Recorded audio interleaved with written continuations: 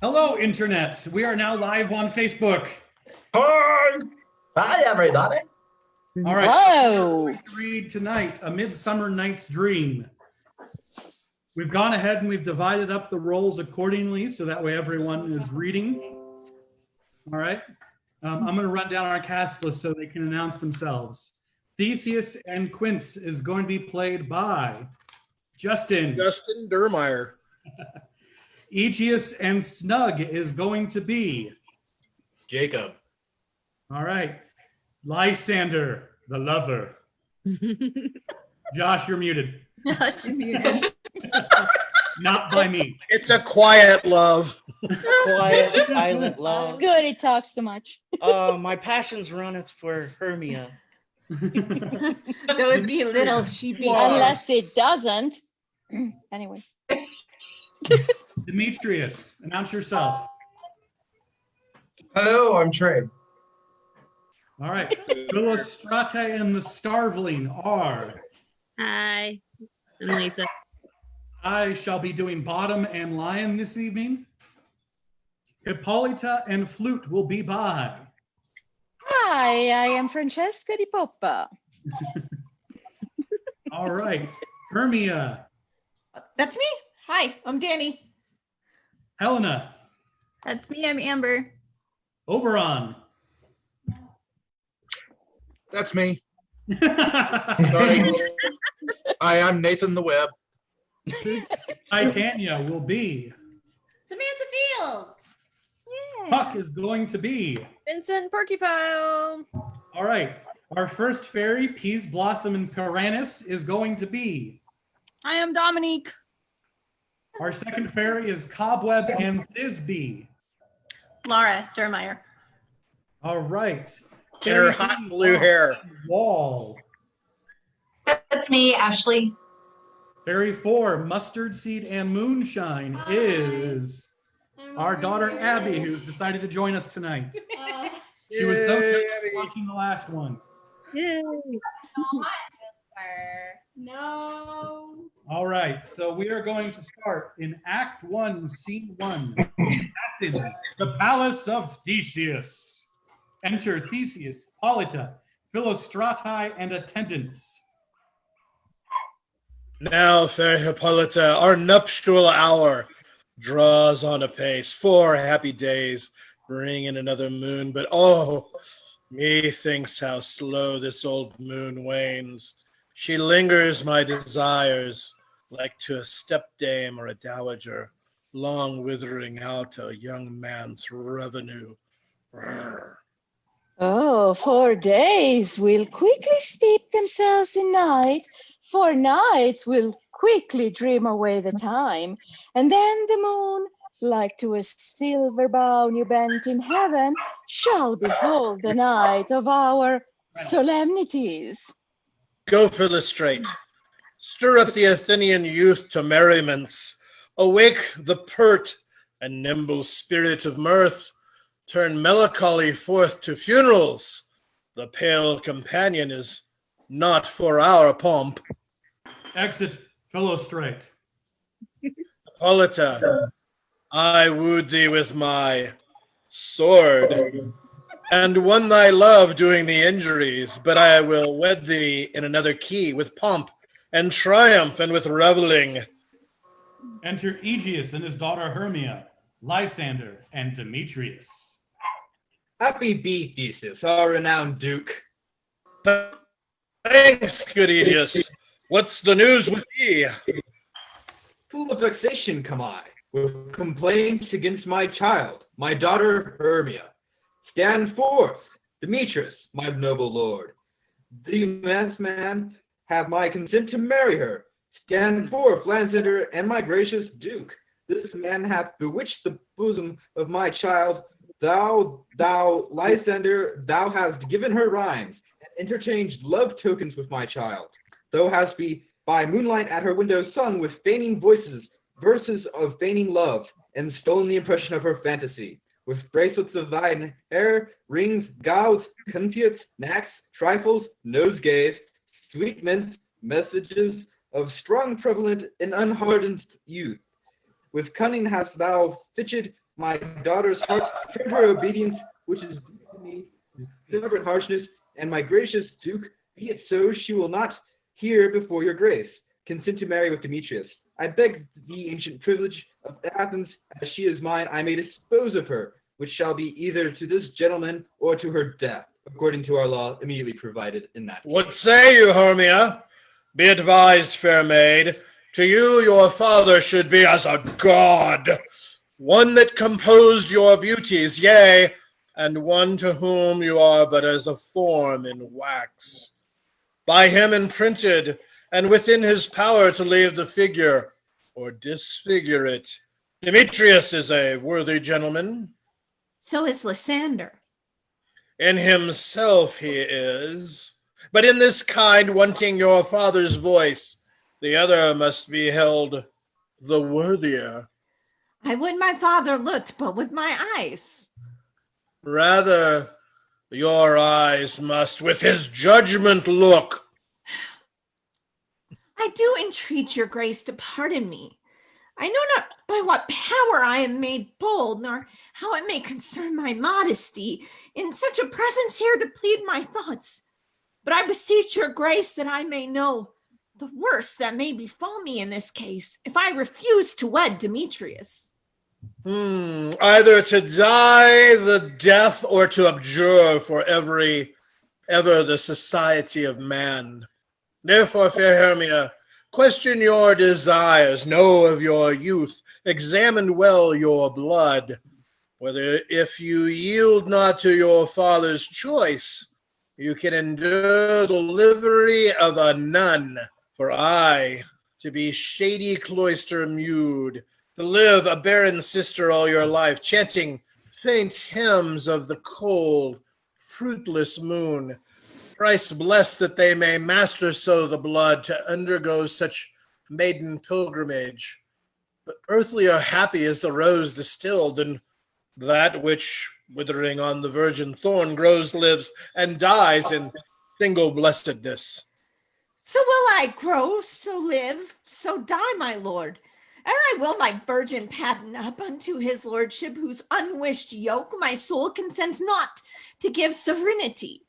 Take time to pause, and by the next new moon, the sealing day betwixt my love and me, for everything bond of fellowship upon that day, either prepare to die for disobedience to your father's will, or else to wed Demetrius as he would, or on Diana's altar to protest for austerity and single life. Relent, sweet Hermia, and Lysander yield. Thy Christ title to my certain right. You have her father's love, Demetrius. Let me have Hermia's. Do you marry him? Scornful Lysander, truth ye have my love, and what is mine, my love shall render, and she is mine, and all my right of her I do estate unto Demetrius. I am my lord as derived as he, as well possessed my love is more than this. My fortunes every way is fairly ranked, if not with vantage, as Demetrius.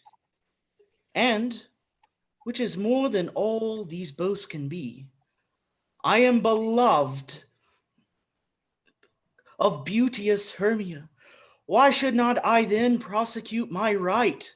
Demetrius, I avouch it to his head, made love to Nator's daughter, Helena, and won her soul, and she, sweet lady, dotes, devoutly dotes in idolatry upon the spotted and inconsistent man.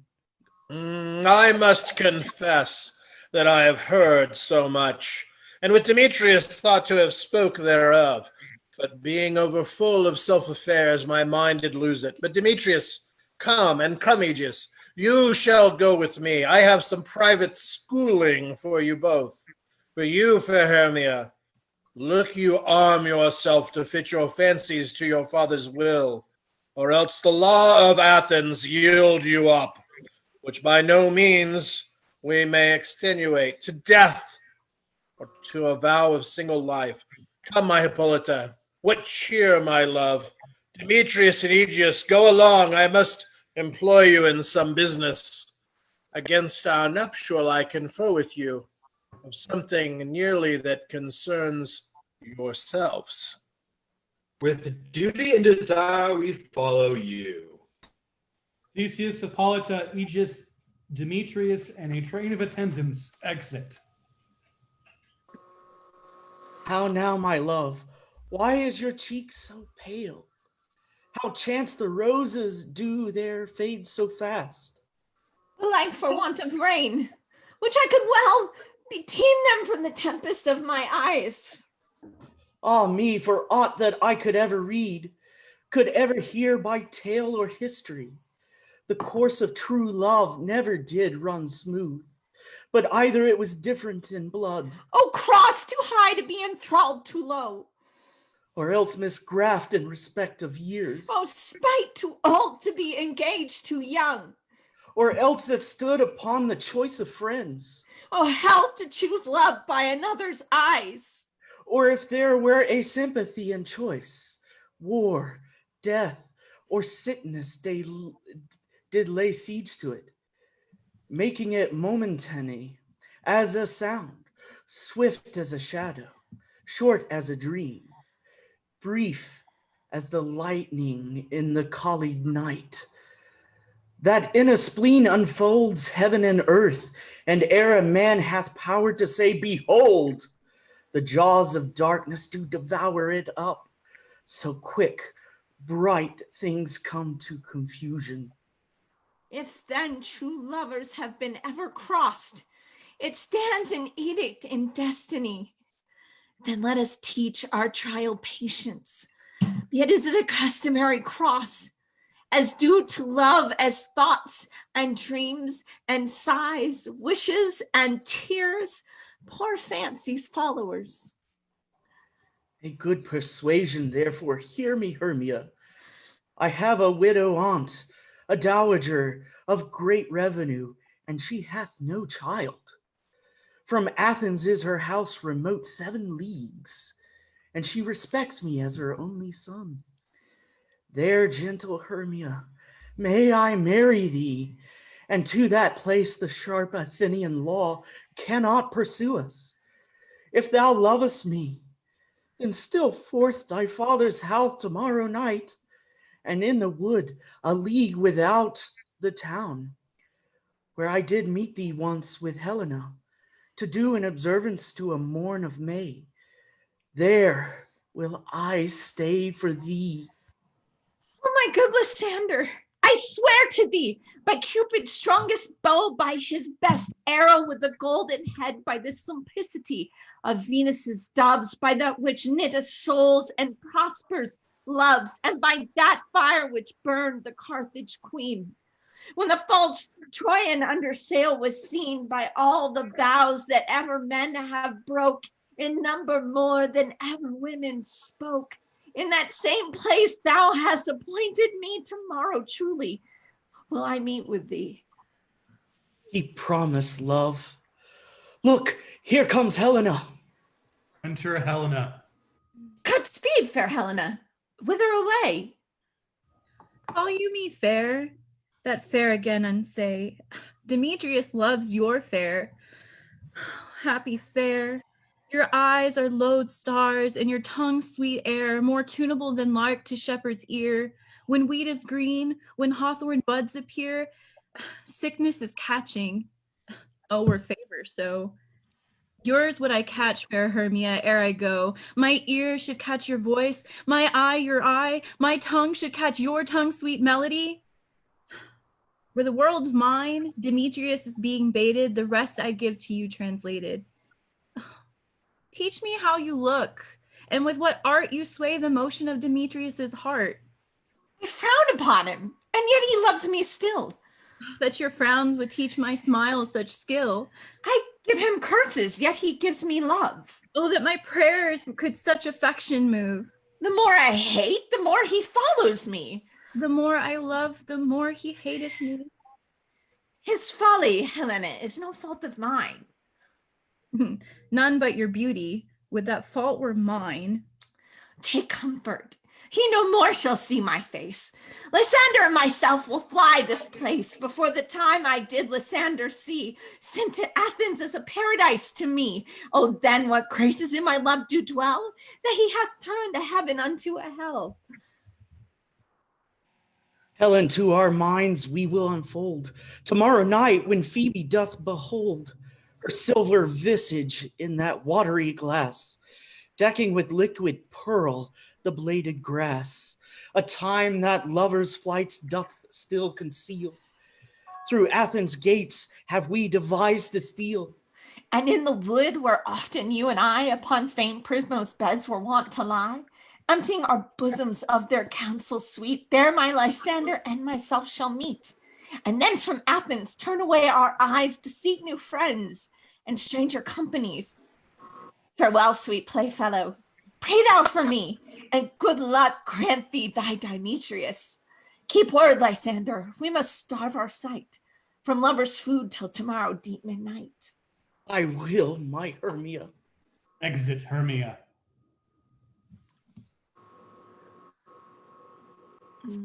Lysander. Oh, how happy some or other some can be. Through Athens I am not as fair as she, but what of it? Demetrius thinks not so. He will not know what all but he do know, and as he errs, doting on Hermia's eyes, so I, admiring his qualities. Things base and vile, folding no quantity, love can transpose to form and dignity. Love looks not with eyes, but with the mind. And therefore is winged Cupid painted blind, nor hath love's mind any judgment taste, and therefore is love said to wings and no eyes, figure unheeded, unheedy haste, and therefore is love said to be a child, because in choice he is so oft beguiled. As waggish boys in game themselves forswear, so the boy love is perjured everywhere. For ere Demetrius looked on Hermia eyne, he hailed down oaths that he was only mine. And when this hail some heat from Hermia felt, so he dissolved, and showers of oaths did melt. I will go to him, a fair Hermia's flight. Then to the wood will he tomorrow night pursue her, and for this intelligence, if I have thanks, it is a dear expense. But herein mean I to enrich my pain, to have his sight hither and back again. She exits. Scene 2, the same as in Athens. A room in Quince's house. Enter Quince the carpenter, Snug the joiner, Bottom the weaver, Flute the bellows mender, Snout the tinker, and Starveling the tailor. So is all our company here? You were best to call them generally, man by man, according to the script. Well, here's a scroll of every man's name, which is thought fit, though Athens, to play an interlude before the Duchess on his wedding day night. First, good Peter Quince, say what the play treats on, and then read the names of the actors, and so grow to a point. Merry our play is, the most lamentable comedy and the most cruel death of Pyramus and Thisbe. A very good piece of work, I assure you, and a merry. Now, good Peter Quince, call forth your actors by the scroll. Masters, spread yourselves.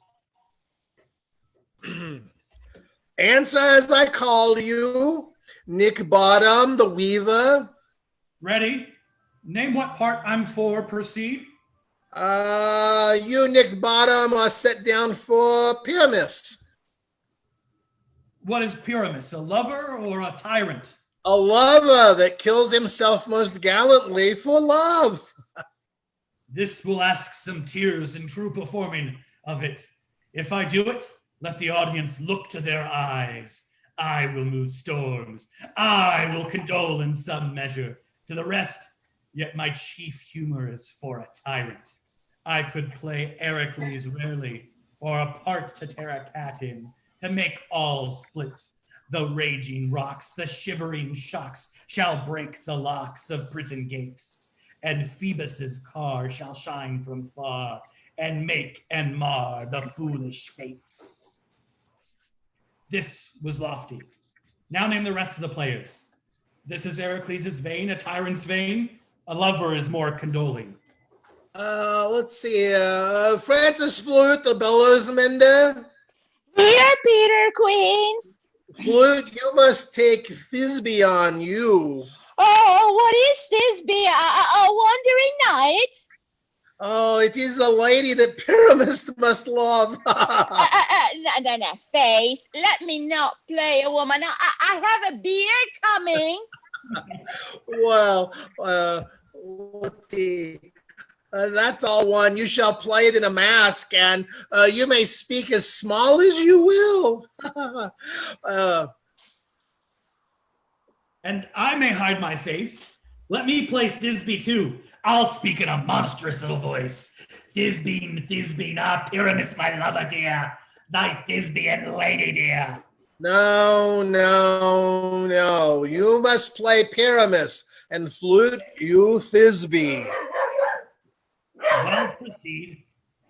Let's see. Robin Stobling, the tailor. Here, Peter Quince. Robin Stobling, you must play Thisbe's mother. Tom Snout, the tinker. Tom Snout, the tinker. Oh, I missed him. okay. Beulah. Here, Peter Here, Quince. Peter Quince. Beulah. Here, Here, Peter Peter Quince. Quince. You, Pyramus's father, and myself, Thisbe's father, Snug the joiner, the lion's pot. I hope here is a play fitted. Have you the lion's mane part written? Pray you, if it be, give it to me, for I am a slow of study. Oh, you may do it extempore, for it's nothing but roaring. Let me play the lion too. I'll roar, that I will do. Any man's heart good to hear me. I will roar, that I will make the Duke say, let him roar again, let him roar again. Oh, and you should do it too terrible, for you would fright the judges and the ladies, and they would shriek, and that would be enough to hang us all. Oh, that would hang us all, every mother's son. Oh, I grant you, friends. If you should fright the ladies out of their wits, they would have no discretion but to hang us. But I will aggregate my voice so that I will roar you as gently as any sucking dove. I will roar you, and 'twere any nightingale. You can play no part but Pyramus, for Pyramus is a sweet-faced man, a proper man, as one shall see in a summer's day, a most lovely gentleman-like man. Therefore you must needs play Pyramus. Well, I'll undertake it. What beard were I best to play it in? Why what you will? I will discharge it in either your straw color beard, your orange tawny beard, your purple and grain beard, or your French crown color beard, your perfect yellow. Some of your French crowns have no hair at all, and then you will play barefaced. Masters, here are your parts. Take them, and I am to entreat you, request you, and desire you to con them out by tomorrow night and meet me in the palace wood a mile without the town by moonlight. There we will rehearse, for if we meet in the city, we shall be dogged with company and our devices known. In the meantime, I will draw a bill of properties such as our play once. I pray you fail me not. We will meet, and there we may rehearse most obscenely and courageously.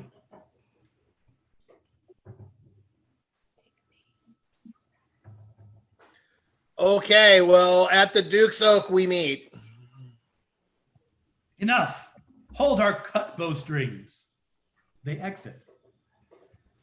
Act 2, Scene 1, a wood near Athens. Enter a fairy at one door and Puck another.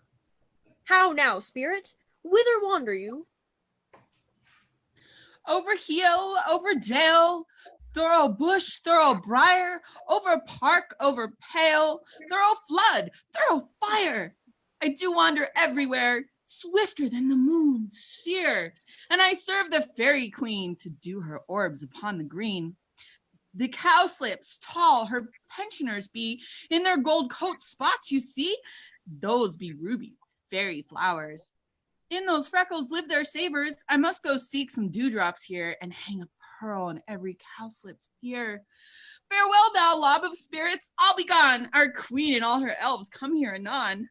The king doth keep his revels here tonight. Take heed the queen come not within his sight. For Oberon is passing, fail and wrath, because that she as her attendant hath a lovely boy that she stole from an Indian king. She never had so sweet a changeling. And jealous Oberon would have the child be the knight of his train, to trace the forest wild. But she perforce withholds the loved boy, crowns him with flowers, and makes him all of her joy. And now they never meet in grove or green, by fountain clear or spangled starlight sheen. But they do swear that all their elves for fear will creep into acorn cups and hide them there. Either I mistake your shape and making quite, or else you are that shrewd and knavish sprite called Robin Goodfellow. Are not you he that frightens the maiden of the villagery? Skim milk and sometimes labor in the kern, and bootless make the breathless huswife churn, and sometimes make the drink to bear no farm. Misled night wanderers laughing at their harm, those that hobgoblin call you and sweet puck, you do their work, and they shall have good luck. Are you not he? Thou speakst all right. I am that merry wanderer of the night. I jest to Oberon, and I make him smile, when I a fat and bean-fed horse beguile, neighing in likeness of a filly foal. And sometimes lurk I in a gossip's bowl, in the very likeness of a roasted crab. And when she drinks, against her lips I bob, and on her withered dewlap pour the ale. The wisest aunt, telling the saddest tale, sometime for 3-foot stool mistaketh me. Then I slip from her bum, down topples she, and Taylor cries, and falls into a cough, and then the whole choir holds their heads and laugh, and waxen in their mirth, and knees, and swear. A merrier hour was never wasted there. But, room fairy, here comes Oberon. And here comes my mistress. Would that he were gone. Enter Oberon at one door with his train, and Titania at another with hers. Ill met by moonlight, proud Titania. What jealous Oberon! Fairy, skip hence. I have forsworn his bed and company. Tarry, rash wanton. Am I not thy lord? Then I must be thy lady. But I know when thou hast stolen away from fairyland, and in the shape of Corin sat all day, playing on pipes of corn and versing love to amorous Phillida. Why art thou here? Come from the farthest steppe of India, but that forsooth the bouncing Amazon, your buskin mistress and your warrior love. To Theseus must be wedded, and you come to give their bed joy and prosperity. How canst thou, Titania, for shame, glance at my credit with Hippolyta, knowing I know thy love to Theseus? Didst not thou lead him through the glimmering night from Perigonia, whom he ravished, and make him with fair Aglis break his faith with Ariadne and Antiopa? These are the forgeries of jealousy, and never since the middle summer spring met we on hill, in dale, forest, or mead, by paved fountain or by rushy brook, or in the beach margent of the sea, to dance our ringlets to the whistling wind, but with thy brawls thou hast disturbed our sport. Therefore the winds piping to us in vain, and in revenge have sucked up from the sea contagious fogs, which falling in the land have every pelting river made so proud, that they have overborne their continents. The ox hath therefore stretched his yoke in vain, The plowman lost his sweat, and the green corn hath rotted ere his youth attained beard. The fold stands empty in the drowned field, and crows are fatted with the murrian flock. The 9 men's morris is filled up with mud, and the quaint mazes in the wanton green for lack of tread are undistinguishable. The human mortals want their winter here. No night is now with him or carol blessed. Therefore the moon, the governess of floods, pale in her anger, washes all the air, that rheumatic diseases do abound, and thorough this temperature we see the seasons alter.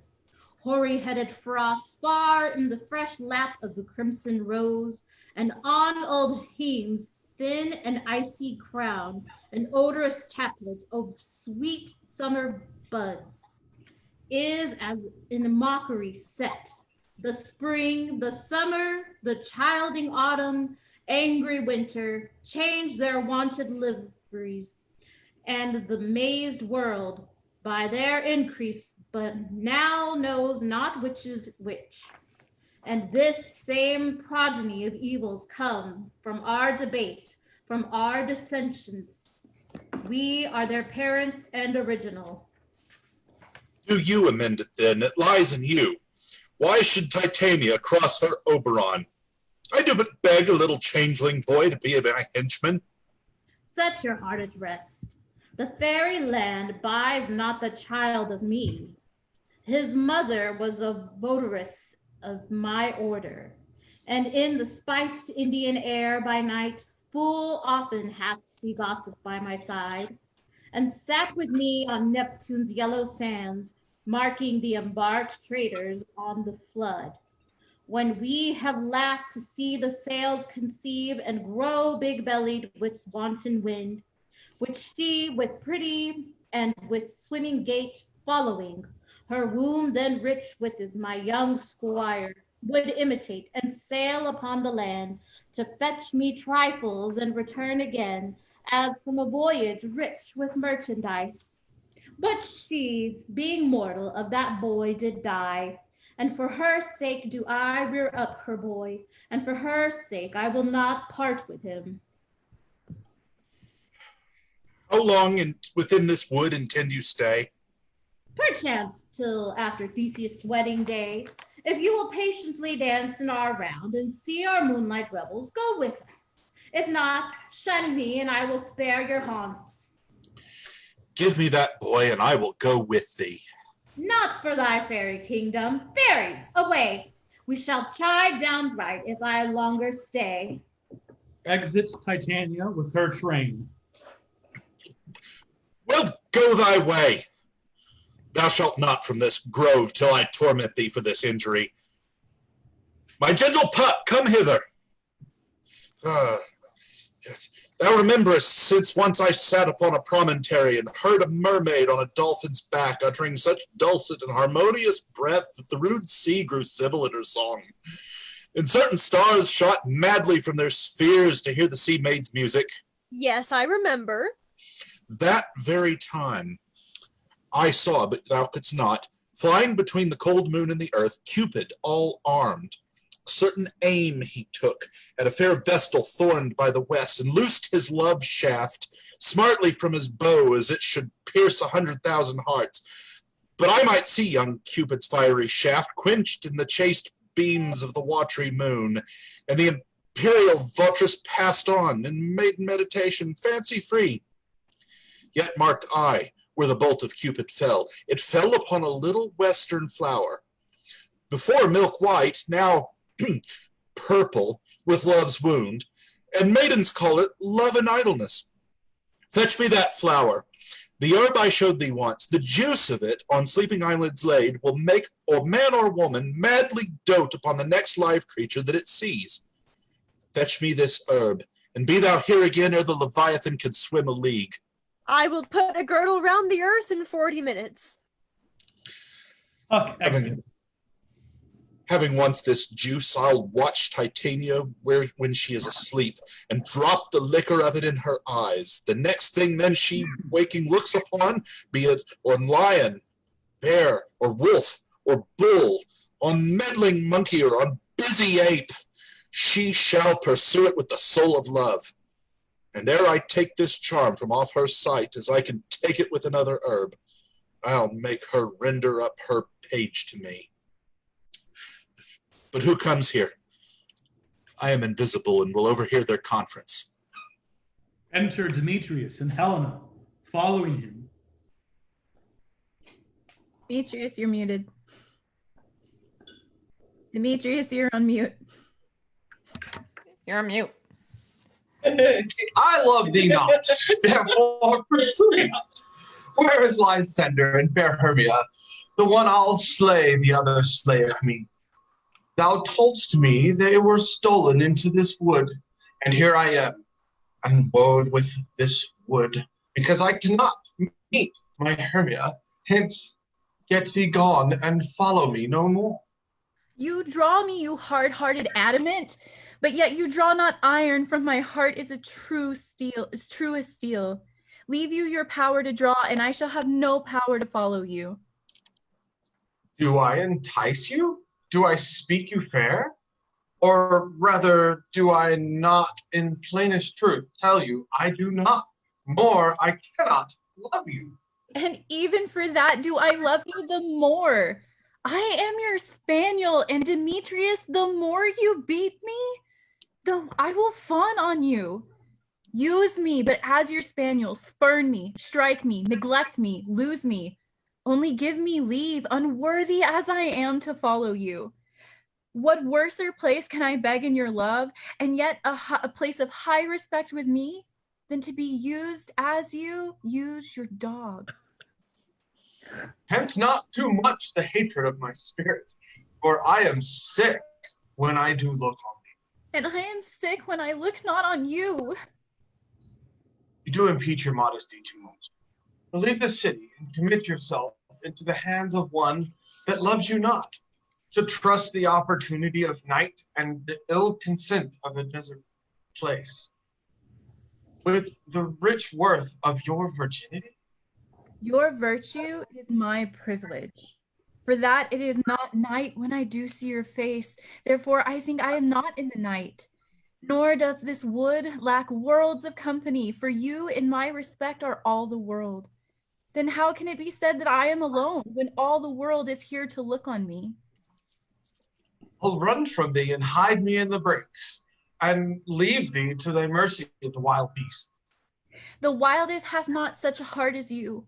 Run when you will, the story shall be changed. Apollo flies and Daphne holds the chase. The dove pursues the griffin. The mild hind makes speed to catch the tiger. Bootless speed when cowardice pursues and valor flies. I will not stay thy questions. Let me go, or if thou follow me, do not believe, but I shall do thee mischief in the wood. And I, in the wood, in the temple, in the town, the field, you do me mischief. Bye, Demetrius.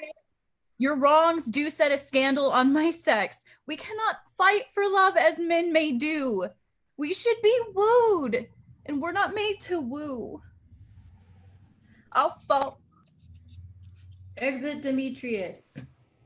I'll follow thee and make heaven of hell, to die upon the hand that I love so well. Exit. Fare thee well, nymph. Ere he do leave this grove, thou shalt fly him, and he shall seek thy love. Hast thou the flower there? Welcome, wanderer.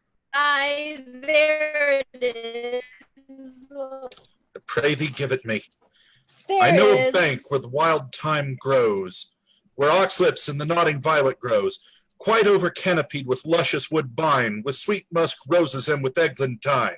There sleeps Titania sometime of the night, lulled in these flowers with dances and delight. And there the snake throws her enameled skin, weed wide enough to wrap a fairy in. And with the juice of this I'll streak her eyes and make her full of hateful fantasies. Take thou some of it, and see through this grove a sweet Athenian lady is in love with a disdainful youth.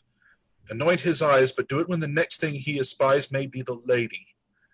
Thou shalt know the man by the Athenian garments he hath on. Effect it with some care, that he may prove more fond on her than she upon her love. And look thou meet me ere the first cock crow. Fear not, my lord, your servant shall do so. They exit. Scene 2, another part of the wood. Enter Titania with her train. Come, now around it in fairy song. Then, for the third part of a minute, hence. Some to kill cankers in the musk rose buds, some war with rear mice for their leathern wings, to make my small elves coats, and some keep back the clamorous owl that nightly hoots and wonders at our quaint spirits. Sing me now asleep, then to your offices, and let me rest.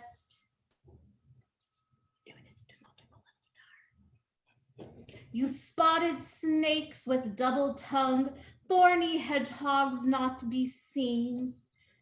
Newts and blind worms do no wrong. Come not near our fairy queen. Philomel with melody sing our sweet lullaby.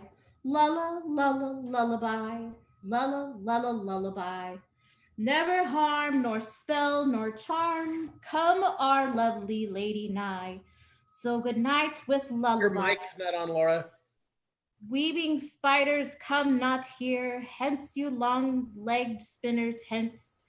Beetles black approach not near, worm nor Oh, I snare. think you're the second fairy, Laura. Well, I know, but that's okay. Do no offense, Philomel with melody and company. Hence away, now all is well. One aloof stands sentinel. The fairies exit. Titania sleeps. Enter Oberon.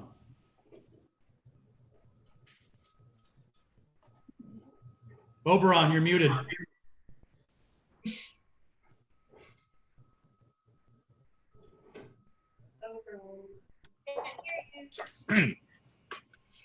What thou seest when thou dost wake, do it for thy true love's take.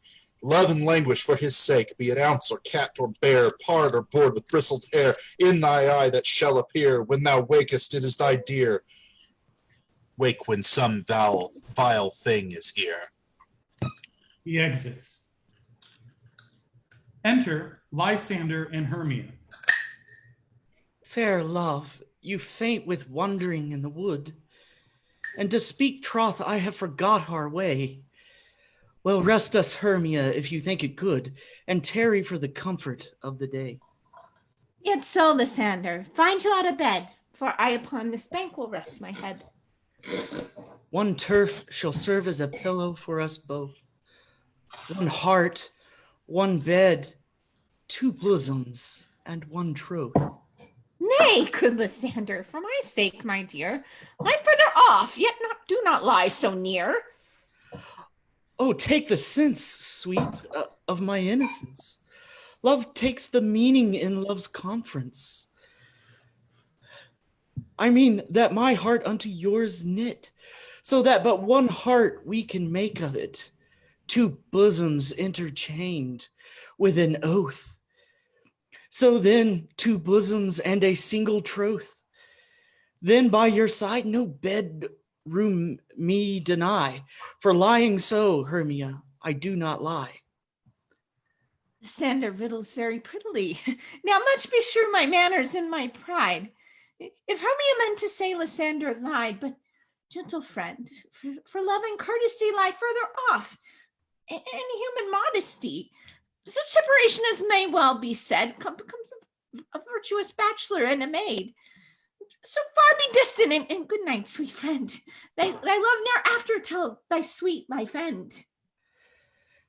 Amen, amen to that fair prayer, say I.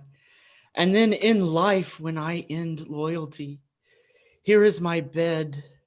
Sleep give thee all his rest. With half that wish, the wisher's eyes be pressed. They sleep. Enter Puck. Through the forest have I gone, but Athenian found I none, on whose eyes I might approve this flower's force and stirring love. Night and silence, who is here? The weeds of Athens he doth wear. This is he, my master said, that despiseth the Athenian maid. Oh, and hear the maiden sleeping sound on the dank and dirty ground. Pretty soul. She durst not lie near this lack love, this kill courtesy. Churl, upon thy eyes I throw all the power this charm doth owe. When thou wakest, let love forbid sleep his seat on thy eyelid. So awake when I am gone, for I must now to Oberon. Puck exits. Demetrius and Helena enter running. Stay, though thou kill me, sweet Demetrius. I charge thee hence, and do not haunt me thus. Oh, will thou darkling leave me? Will thou darkling leave me? Do not so. Stay on thy peril. I alone will go. He exits. Oh, I am out of breath in this fond chase. The more my prayer, the lesser is my grace. Happy is Hermia, wherever so she lies, for she hath blessed and attractive eyes. How came her eyes so bright? Not with salt tears. If so, my eyes are often more washed than hers. No, I am ugly as a bear. For beasts that meet me run away for fear. Therefore, no marvel through Demetrius do, as a monster fly in my presence thus. What wicked and disassembling glass of mine made me compare with Hermia's sphery eyne? But who is here? Lysander on the ground? Dead or asleep? I see no blood, no wound. Lysander, if you live, good sir, awake. And run through fire I will for thy sweet sake. Transparent Helena, nature shows art, that through thy bosom makes me see thy heart. Where is Demetrius? Oh, how fit a word is that vile name to perish on my sword. Do not say so, Lysander, say not so. What thou he love your Hermia, Lord, what though? Yet Hermia still loves you, then be content. Content with Hermia? No, I do not repent. The tedious minutes I with her have spent. Not Hermia, but Helena I love, who will not change a raven for a dove. The will of man is by his reason swayed, and reason says you are the worthier maid. Things growing are not ripe until their season.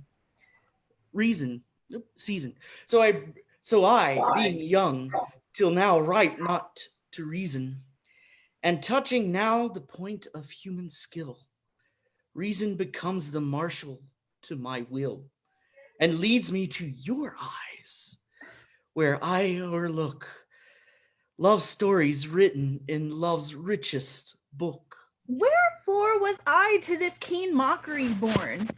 When at your hands did I deserve this scorn? It's not enough. It's not enough, young man, that I did never, nor no, never can, deserve a sweet look from Demetrius's eye, but you must flout my insufficiency?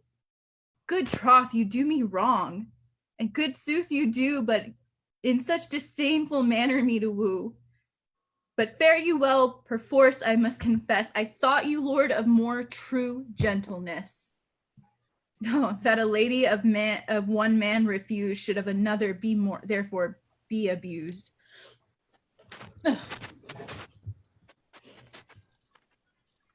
She sees not Hermia. Hermia, sleep thou there, and never mayest thou come Lysander near.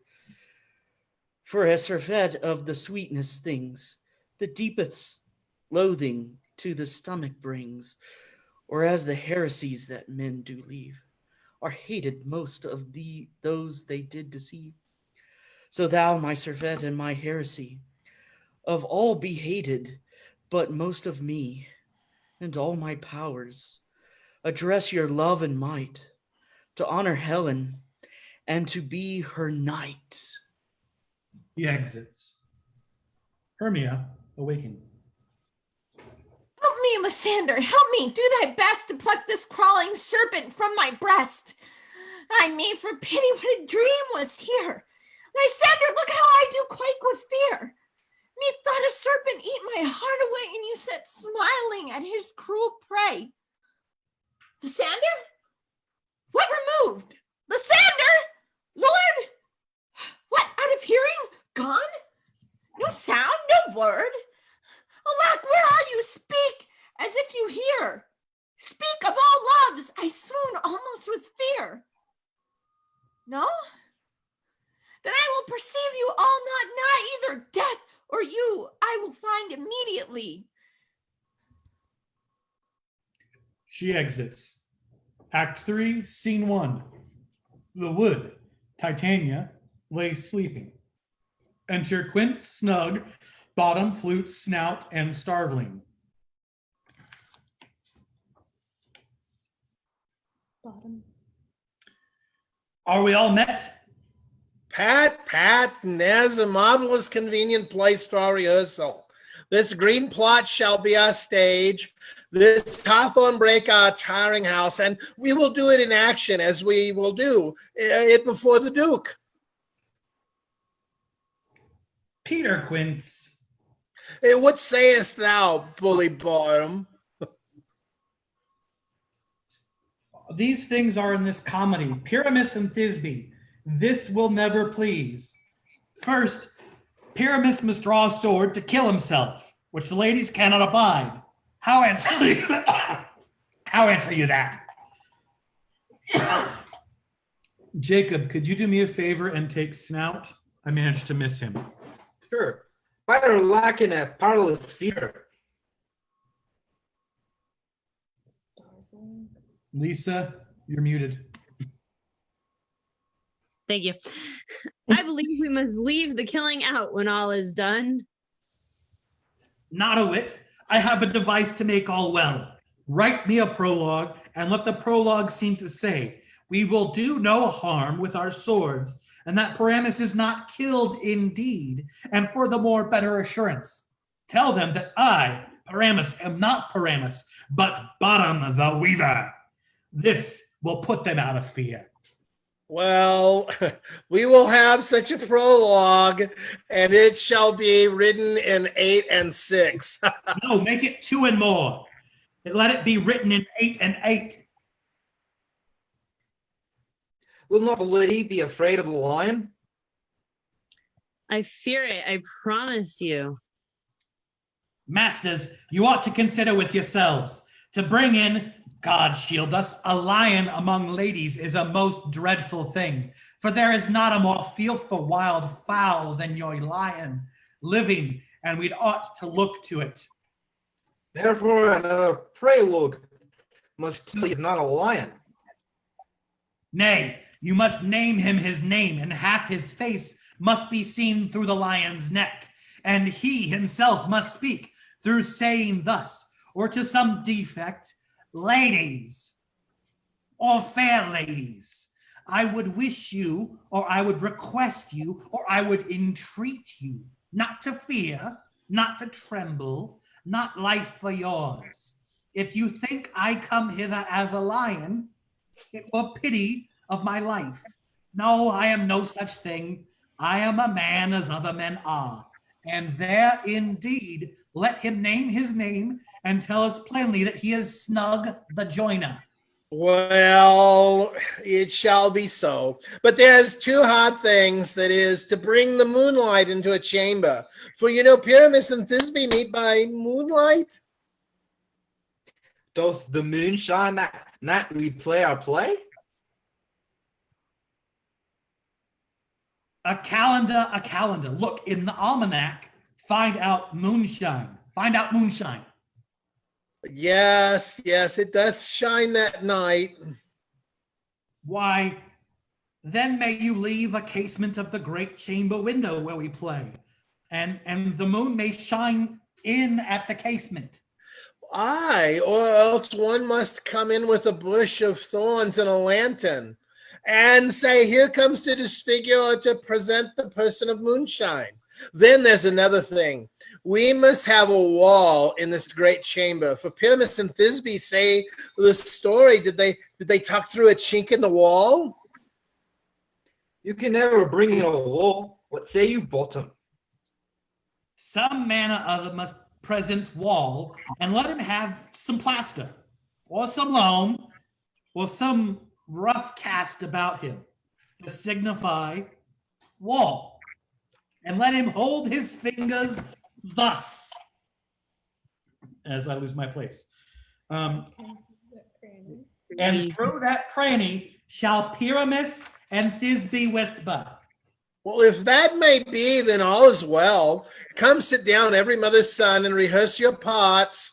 Pyramus, you begin. When you have spoken your speech, enter into that break. And so everyone according to his cue. Enter Puck from behind. Puck, you're silenced. Well, what hempen homespuns have we swaggering here, so near the cradle of the fairy queen? What, a play toward? I'll be an actor too, perhaps, if I see cause. Speak, Pyramus. Thisbe, stand forth. Thisbe, the flowers of odious savors sweet. Odors, odors. Odors, savors sweet. So hath thy breath, my dearest Thisbe dear. But hark, a voice. Stay thou but here a while, and by I will to thee appear. A stranger Pyramus than ever played here. Exit. Must I speak now? Aye, marry must you, for you must understand he goes but to see a noise that he has heard, and is to come again. Most radiant Pyramus, most lily white or hue of color like the red rose on triumphant bier, most briskly juvenile and eke more lovely Jew, as true and horse, that yet would never tire. I'll meet thee, Pyramus, at Nini's tomb. Ninnis too, man. Why must you not speak that yet? That you answer to Pyramus. You speak all your part at once. Cues it all. Pyramus, enter. Your cue is past. It is never tire. Oh, as true as horse that yet would never tire. Enter Puck and Bottom with an ass head. If I were fair, Thisbe, I were only thine. Oh, monstrous. Oh, strange. We are haunted. Pray, masters, fly. Masters, help. Exit with Snug, Flute, Snout, and Starveling. I'll follow you. I'll lead you about around, through bog, through bush, through brake, through briar. Sometime a horse I'll be, sometime a hound, a hog, a headless bear, sometime a fire, and neigh, and bark, and grunt, and roar, and burn, like horse, hog, hound, hare, fire, at every turn. Puck exits. Why do they run away? This is a knavery of them to make me afeard. Enter Snout. Thou art changed. What do I see of thee? What do you see? You see an ass head of your own. Do you? Exit Snout. Enter Quince. Was thee, Bottom? Was thee? Thou art finally translated. I see their knavery. This is to make an ass of me, to frighten me if they could. But I will not stir up from this place.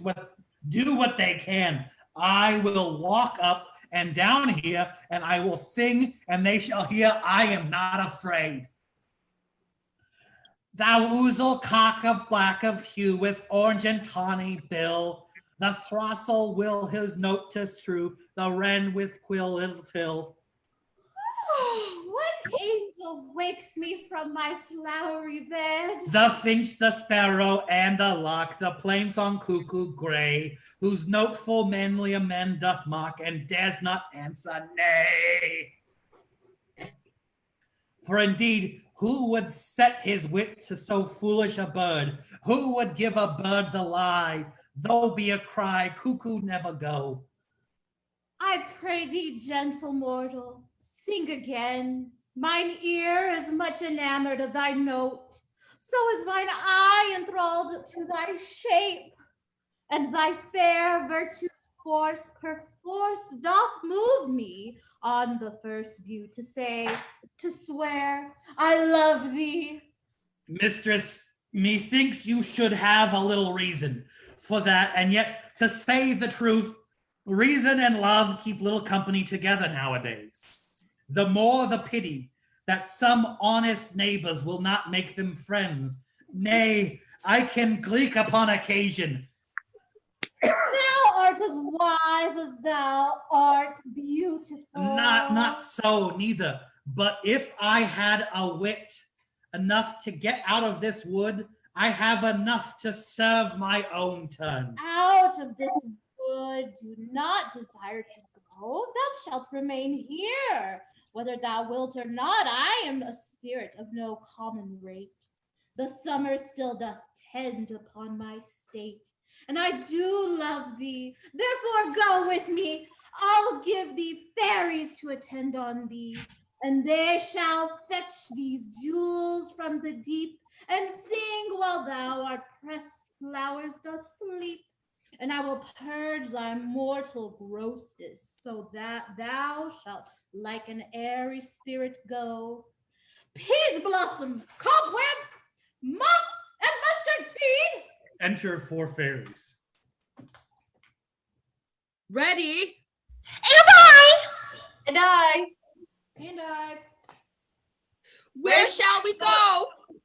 Be kind and courteous to this gentleman. Hop in his walks and gambol in his eyes. Feed him Laura, you're muted. and dewberries with purple grapes, green figs, and mulberries. The honey bags steal from the humble bees and light them at their fiery glowworms' eyes. To have my love to bed and to arise and pluck the wings from painted butterflies, to fan the moonbeams from the sleeping eyes, not to him elves, and do him courtesies. Hail, mortal! Hail! Hail! Hail! I cry your worship's mercy heartily, I beseech your worship's names. Cobweb. I shall desire you of more acquaintance. Good Master Cobweb, if I cut my finger, I shall make bold with you. Your name, most honest gentleman? Peas bottom. I pray you commend me to Mistress Squash, your mother, and to Master Peascod, your father.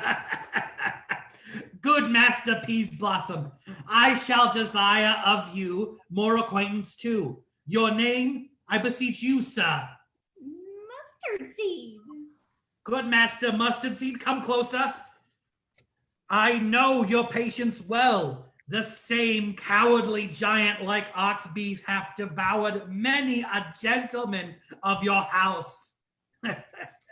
I promise you, your kindred hath made my eye water air now.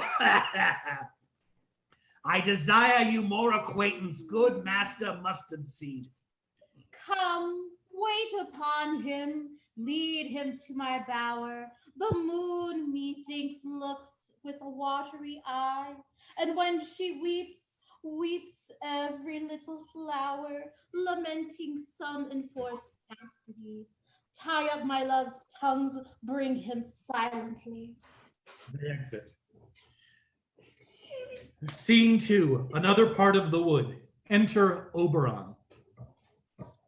You're muted, Oberon. I wonder if Titania be awake. Then what it was that next came in her eye, which she must dote on in extremity. Oh, here comes my messenger. How now, mad spirit? What night rule now about this haunted grove?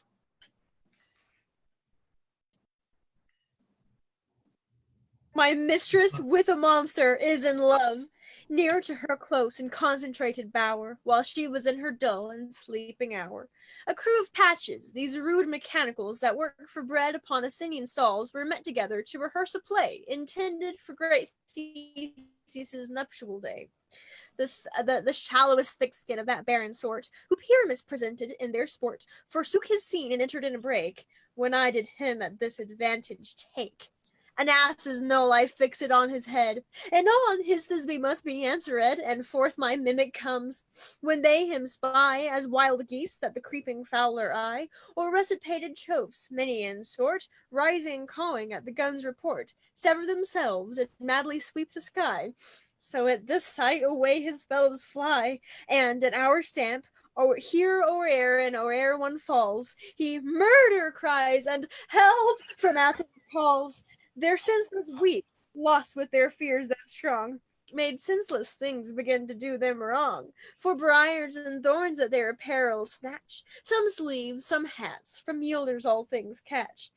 I led them on in this distracted fear, and left my sweet peer mistranslated there, when, in that moment, it so came to pass, Titania waked, and straightway loved an ass.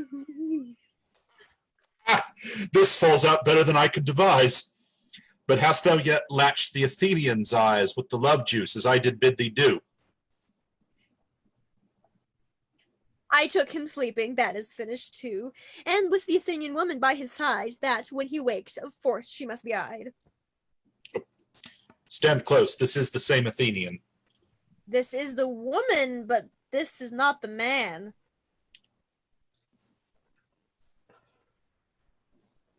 Demetrius, you enter. Oh, why rebuke you him that loves you so? Lay beareth so bitter on your bitter foe. Now I but chide, but I should use thee worse, for thou, I fear, hast given me cause to curse. If thou hast slain Lysander in his sleep, being o'er shoes in blood plunged in the deep, and kill me too. The sun was not so true unto the day as he to me. Would he have stolen away from sleeping Hermia? I'll believe as soon as this whole earth may be bored, and that the moon may through the center creep and so displease. Her brother's noontide with Antipodes. It cannot be but thou hast murdered him, so as should a murderer look so dead, so grim. So should the murdered look, and so should I, pierced through the heart with your stern cruelty. Yet you, the murderer, look as bright, as clear, as yonder Venus in her glimmering sphere. What's this to my Lysander? Where is he? Ah, good Demetrius, wilt thou give him to me? I had rather give his carcass to my hounds. Dog, out! Cur, thou drivest me past the bounds of maiden's patience. Hast thou slain him then? Henceforth be never numbered among men. Oh, once tell true, even for my sake, durst thou have looked upon him being awake? And hast thou killed him sleeping? Oh, brave Tudge, could not a worn and adder do so much?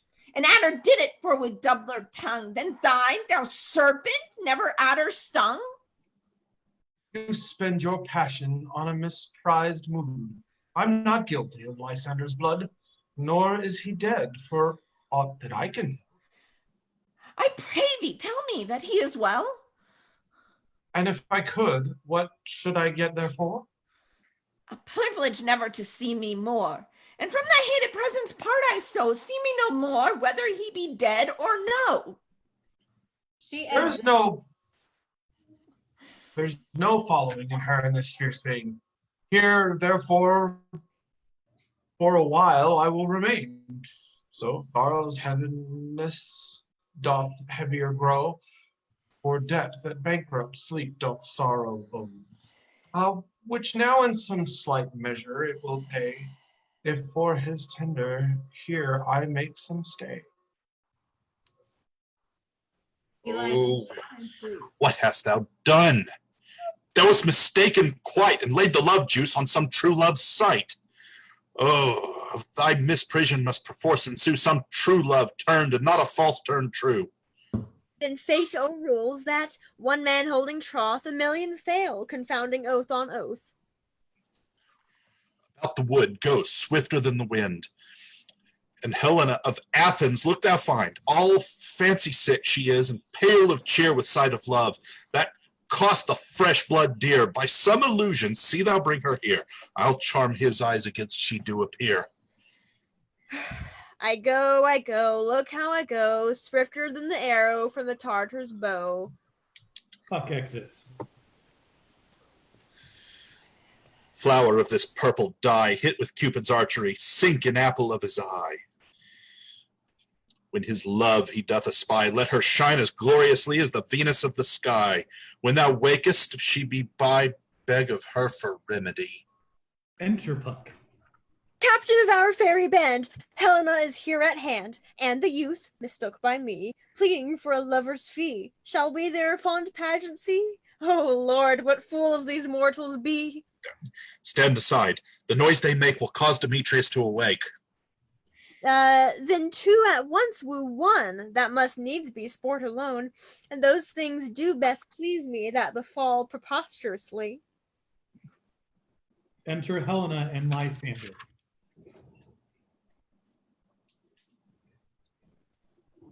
Lysander. Lysander, you mean? Why should you think that I should woo and scorn?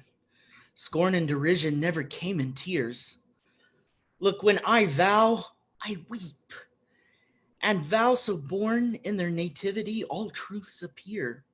How can these things in me seem scorn to you, bearing the badge of faith to prove them true? You do advance your cunning more and more. When truth kills truth, O devilish holy fray, these vows are Hermia's. Will you give her o'er? Weigh oath with oath, and you will wait, and you will nothing weigh. Your vows to her and me put in two scales will even weigh as both as light as tails. I had no judgment when to her I swore. Nor none in my mind now you give her o'er. Demetrius loves her, and he loves not you. Demetrius. Oh, Helena, goddess, nymph, perfect divine, to what my love shall I compare thine eyne? Crystal is muddy, oh, how ripe and show thy lips, those kissing cherries tinted grow. The pure congealed white, high Taurus snow, fanned with the eastern wind, turns to a crow.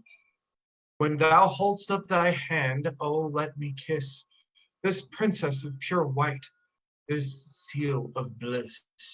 Oh, spite! Oh, hell! I see you are all bent to set against me for your own merriment. If you were civil and knew courtesy, you would not do me thus much injury. Can you not hate me as I know you do, but must you join in souls to mock me too? If you were men, as men you are in show, you would not use a gentle lady so. To vow and swear and super praise my parts when I am sure you hate me with your hearts. You both are rivals and you love Hermia, and now both rivals to mock Helena. A trim exploit, a manly enterprise, to conjure tears up in poor maid's eyes with your derision. None of noble sort would so offend a virgin and extort a poor soul's patience, all to make your sport. You are unkind, Demetrius. Be not so. For you love Hermia. This you know, I know. And here with all goodwill, with all my heart, in Hermia's love, I yield you up my part, and yours of Helena to me bequeath, whom I do love and will do till my death. Never did mockers waste more idle breath. Lysander, keep thy Hermia, I will none. If e'er I loved her, all that love is gone. My heart to her but as quest wise sojourned, and now to Helen is it home returned, here there to remain. Helen, it is not so. Disparage not the faith thou dost not know, lest to thy peril thou abby it dear. Look, Where thy love comes, yonder is thy dear. Enter Hermia. At night, that from the eye his function takes, the ear more quick of apprehension makes. Wherein it doth impair the seeing sense, it pays the hearing double recompense. That ought not by mine eye, Lysander, found mine ear. I think it brought me to thy sound. But why unkind did thou leave me so? Why should he stay, whom love doth press to go? What love could press Lysander from my side? Lysander's love, that would not let him bide, fair Helena, who more engilds the night than all yon fairy ones and eyes of light. Why seekest thou me? Could not this make thee know? The hate I bear thee made me leave thee go. You speak not as you think. It cannot be. Whoa, she is one of this confederacy? Now I perceive they've conjoined all three to fashion this false sport in spite of me. Injurious Hermia, you most ungrateful maid. Have you conspired? Have you with these contrived to bait me with this foul derision?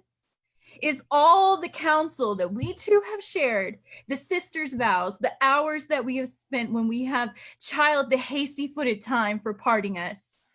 Oh, is it all forgot? All the school day friendships, the childhood innocence?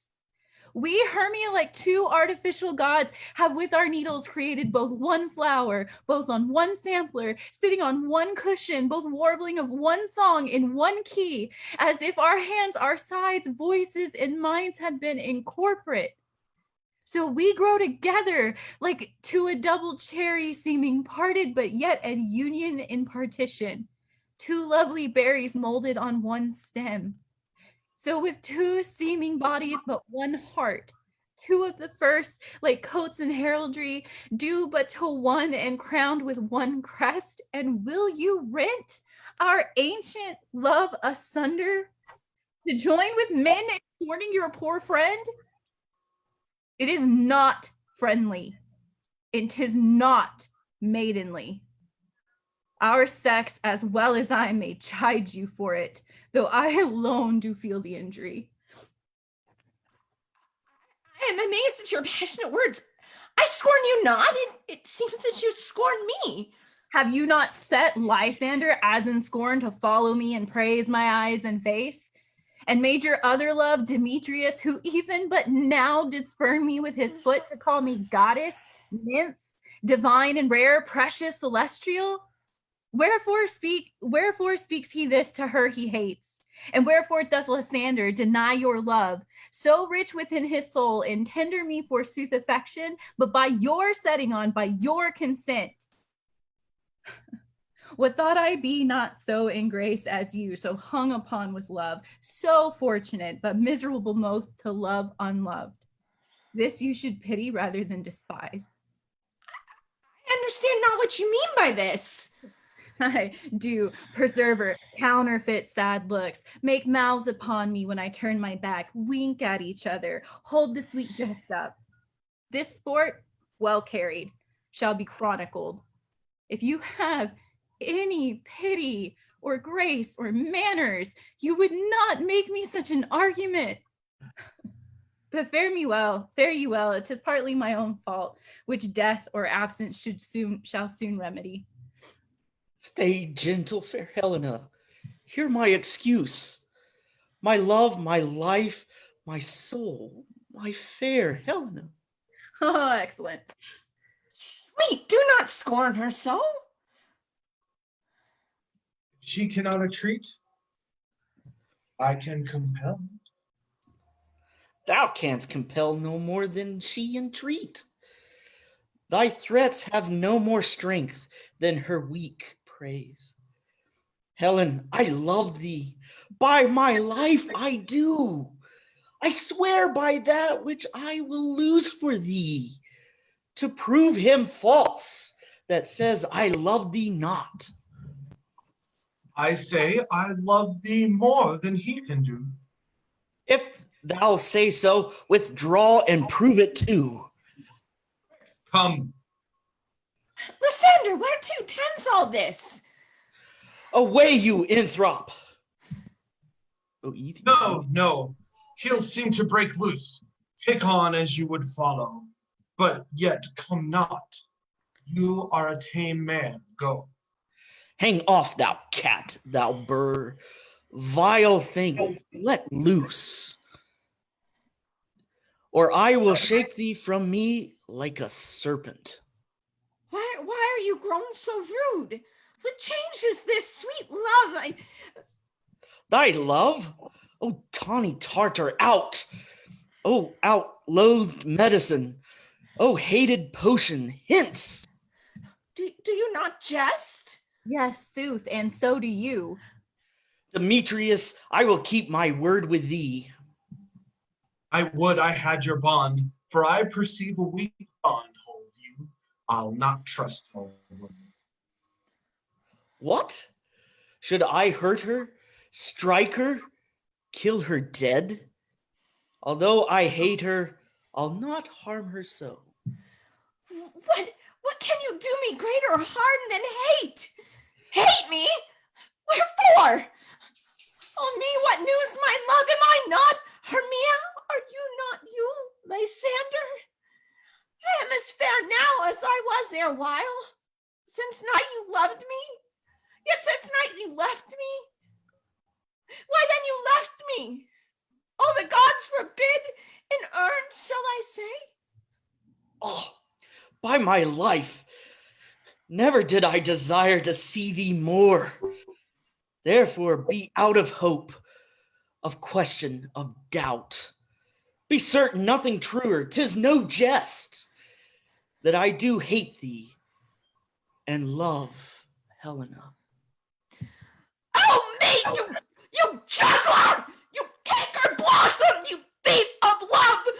What have you come by night and stolen my love's heart from him? Fine, a faith. Have you no modesty, no maiden shame, no touch of bashfulness? What, will you tear impatient answers from my gentle tongue? Fie, you counterfeit, you puppet, you. Puppet? Why, so I, that way goes the game. Now I perceive that she hath made compare between our statues. She has urged her height, and with all her personage, her tall personage, her height, forsooth, she had prevailed with him. And are you grown so high in his esteem because I am so dwarfish and so low? How low am I, thou painted maypole? Speak! How low am I? I am not yet so low that but my nails can reach you unto mine eyes. I pray you, though you mock me, gentlemen, let her not hurt me. I was never cursed. I have no gift at all in shrewishness, like some people. I am a right maid for my cowardice. Let her not strike me. You perhaps may think because she is something lower than myself that I can match her. Lower? Hark again. Good Hermia, do not be so bitter with me. I evermore did love you, Hermia, did ever keep your counsels, never wronged you. I say that in love unto Demetrius, I told him of your stealth into this wood. He followed you. For love, I followed him. But he hath chid me hence and threatened me to strike me, to spurn me, nay, to kill me too. And now, so you will let me quiet go to Athens, will I bear my folly back and follow you no further. Let me go. You see how simple and how fond I am. Why? Get you gone. What is it that hinders you? A foolish heart that I leave here behind. What? With Lysander? With Demetrius. Be not afraid. She shall not harm thee, Helena. No, sir, she shall not. Though you take her part. Oh, when she's angry, she is keen and shrewd. She was a vixen when she went to school, and though she be but little, she is fierce. Little again? Nothing but low and little? Why will you suffer her to frown me thus? Let me come to her. Get you gone, you dwarf, you minimus of hindered not grass made, you bead, you acorn. You are too officious. In her behalf that scorns your services, let her alone. Speak not of Helena. Take not her part. For if thou dost intend never so little show of love to her, thou shalt. Now she holds me not. Now follow, if thou darest to try who's right. Of thine or mine is most in Helena. Follow, nay, I'll go with thee. Cheap by Jove. Exit Lysander and Demetrius. You, mistress, all this coil is long of you. Nay, go not back. I will not trust you. I no longer stay in your cursed company. Your hands and mine are quicker for a fray, but my legs are longer, though, to run away. She exits. I am amazed and know not what to say. Hermia also exits. This is thy negligence. Still thou mistakest, or else commits thy knavery willfully. Believe me, King of Shadows, I simply mistook. Did you not tell me I should know the man by the Athenian garment he hath on? And so far blameless proves my enterprise, that I have anointed an Athenian's eyes. And so far I am glad it did sort, as this their jangling I do esteem a sport. Thou seest these lovers seek a place to fight. The starry welkin covered thou anon with drooping fog as black as Acheron, and lead these testy rivals so astray as one come not within another's way. Like to Lysander, sometime frame thy tongue, then stir Demetrius up with the bitter wrong, and sometime rail thou like Demetrius. And from each other look thou lead them thus, till o'er their brows death counterfeiting sleep with leaden legs and batty wings doth creep, and crush this herb into Lysander's eye, whose liquor hath this virtuous property to take from hence all error with his might, and make his eyeballs roll with wonted sight. When they next wake, all this derision shall seem a dream and fruitless vision. And back to Athens shall the lovers wend, with league whose date till death shall never end. While I in this affair do thee employ, I'll to my queen and beg her Indian boy, and then I will her charmed eye release from monster's view, and all things shall be peace. My fairy lord, this must be done with haste, for night swift dragons cut the clouds full fast. And yonder shines Aurora's harbinger, who at whose approach ghosts, wandering here and there, troop home to churchyards, damned spirits all, that in crossways and floods have burial, already to their wormy beds are gone. For fear lest day should look their shames upon, they wilfully themselves exile from light, and must for aye consort with black-browed night. But we are spirits of another sort. I, with the morning's love, have oft made sport, and like a forester the grove may tread, even till the eastern gate, all fiery red, opening on Neptune with fair blessed beams, turns into yellow gold in his salt green streams. But notwithstanding, haste, make no delay. We may effect this business yet ere day. Up and down, I will lead them up and down. I am feared in field and town. Goblin, lead them up and down. Oh, here comes one. Enter Lysander.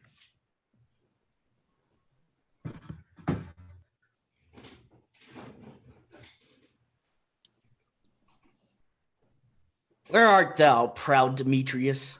Speak thou now. Here, villain, drawn and ready. Where art thou? I will be with thee straight. Follow me then to plainer ground. Exit Lysander as following the voice. Enter Demetrius. Lysander, speak again. Thou run away, thou coward. Art thou fled? Speak! In some bush? Where dost thou hide thy head?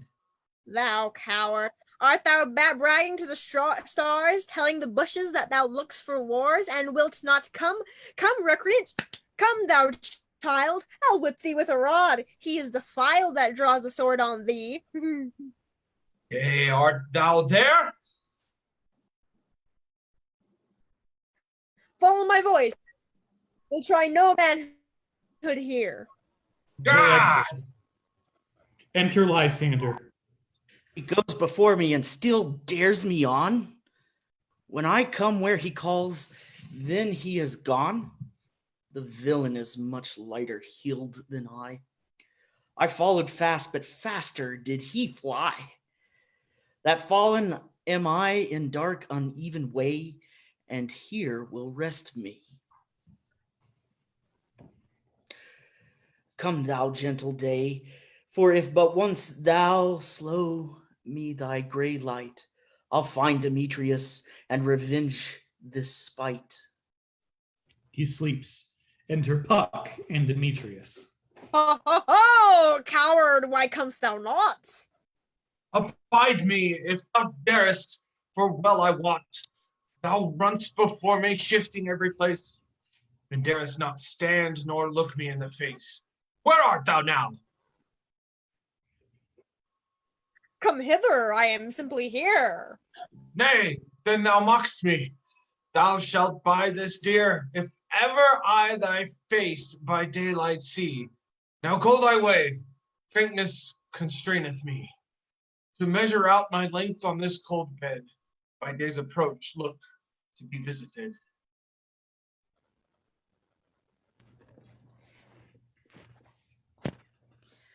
He lays down and sleeps.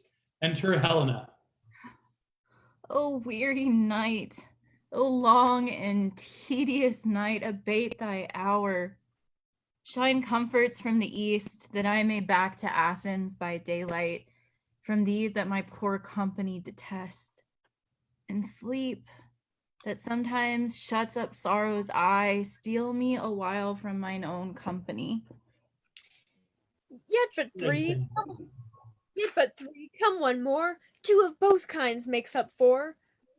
Here comes, cursed and sad. Cupid is a knavish lad, thus to make poor females mad. Enter Hermia. Never so weary, never so in woe, bedabbled with the dew and torn with briars. I can no further crawl, no further go. My legs can keep no pace with my desires. Here will I rest me till the break of day. Heaven shield Lysander, if they mean a fray. She lays down and sleeps. On the ground, sleep sound. I'll apply to your eye, gentle lover, remedy.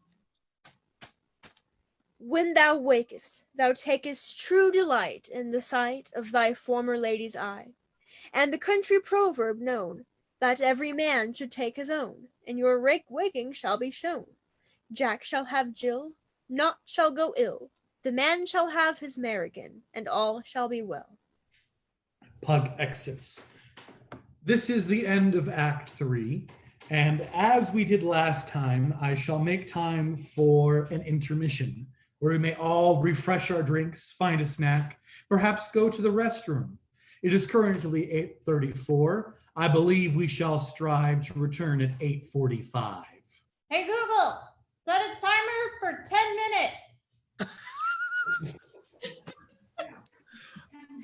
Oh, it did it on mine. All right. See you later. Oh, Justin.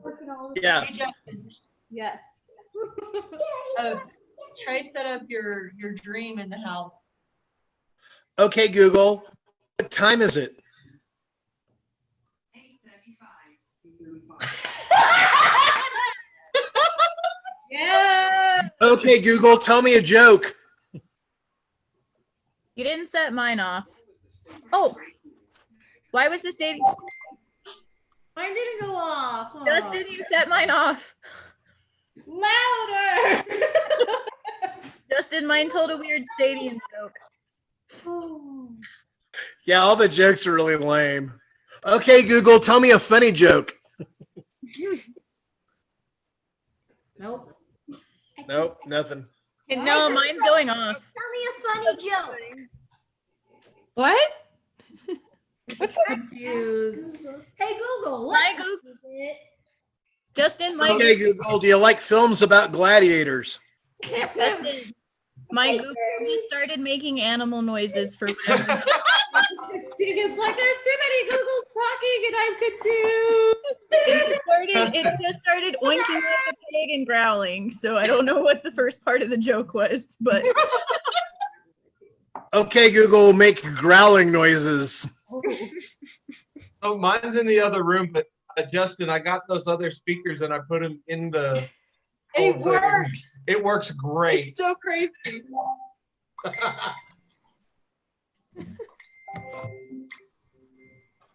All right.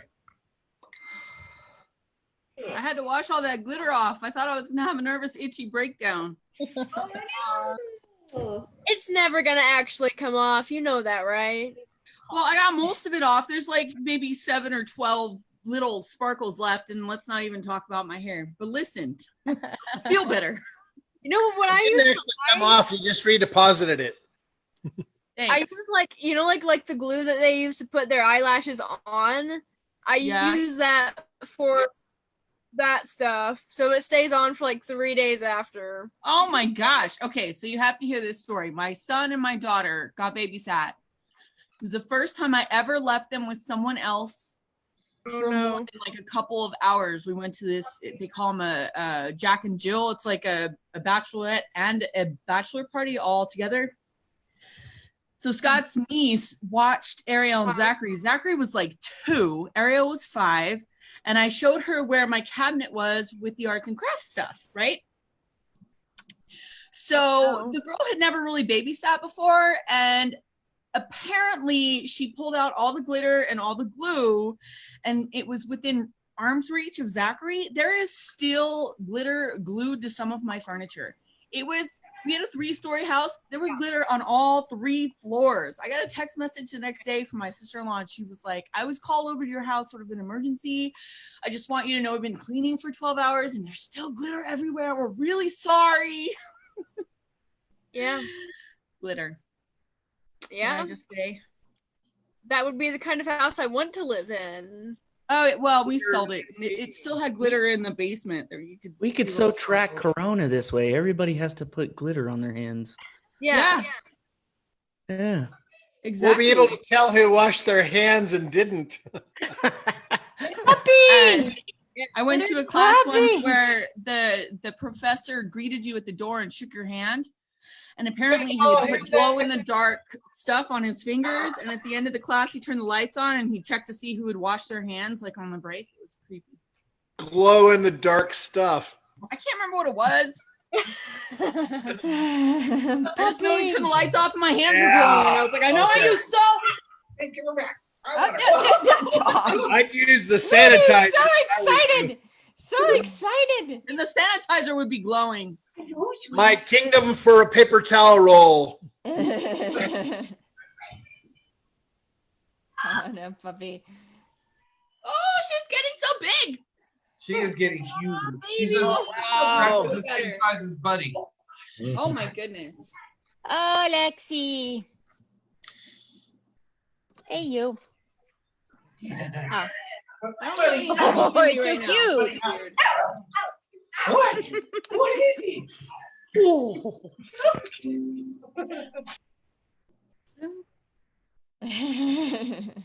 This is my kitty. Hi, kitty. This is my Mookie. Hi, kitty. I don't know where my pets are. Probably sleeping. They ran out of the room when you were like, get out! Justin Bieber. Probably. We had to kennel ours, or we would only be letting pets out. Francesca, you've got a fairy on your shoulder. Oh my goodness. Aw, he is so Oh, Bobby. Everybody's bringing their dogs. I'm gonna go get mine. Gwynny. been wandering around very cutely for the last like. I can't let Emerson out. He would do nothing but bark. So. Yeah. Bork, bork. Yeah, I threw them out. Or Emerson actually says rough. He says The word rough. Yeah. He's the only dog I know that actually says that. dog. You have your thing on. They probably can't see it. There she is. Oh wow. Oh. There's Ross. Take it.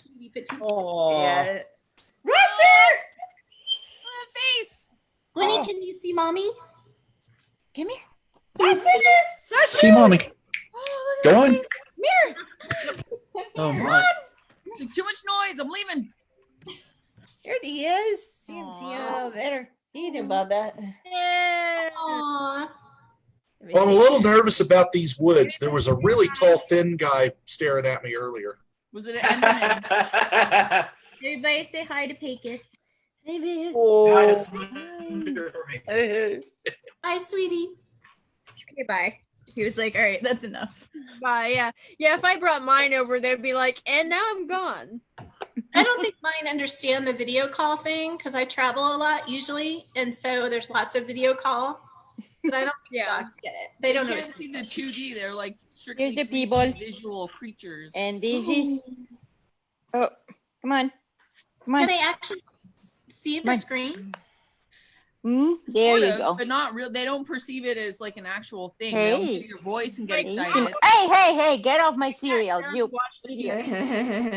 get off my cereals. I'm trying to get a snack. We had our dog we had before. He thought our TV was right next to kind of the front door. Like we had the front door and then the TV was like over here. And he would think that the TV was a window. So like if he saw dogs or it, he would like go to the door because he thought that they were going to come in. I mean, he is pretty, that does sound pretty smart for a dog to do. Yeah, put it together. Another great Pyrenees like Sasha. My dog is licking up the Cheez-It crumbs that I didn't manage to get up. A Roomba. Treat. Oh man. I was about to say I don't have a dog, but I am the dog in this thing.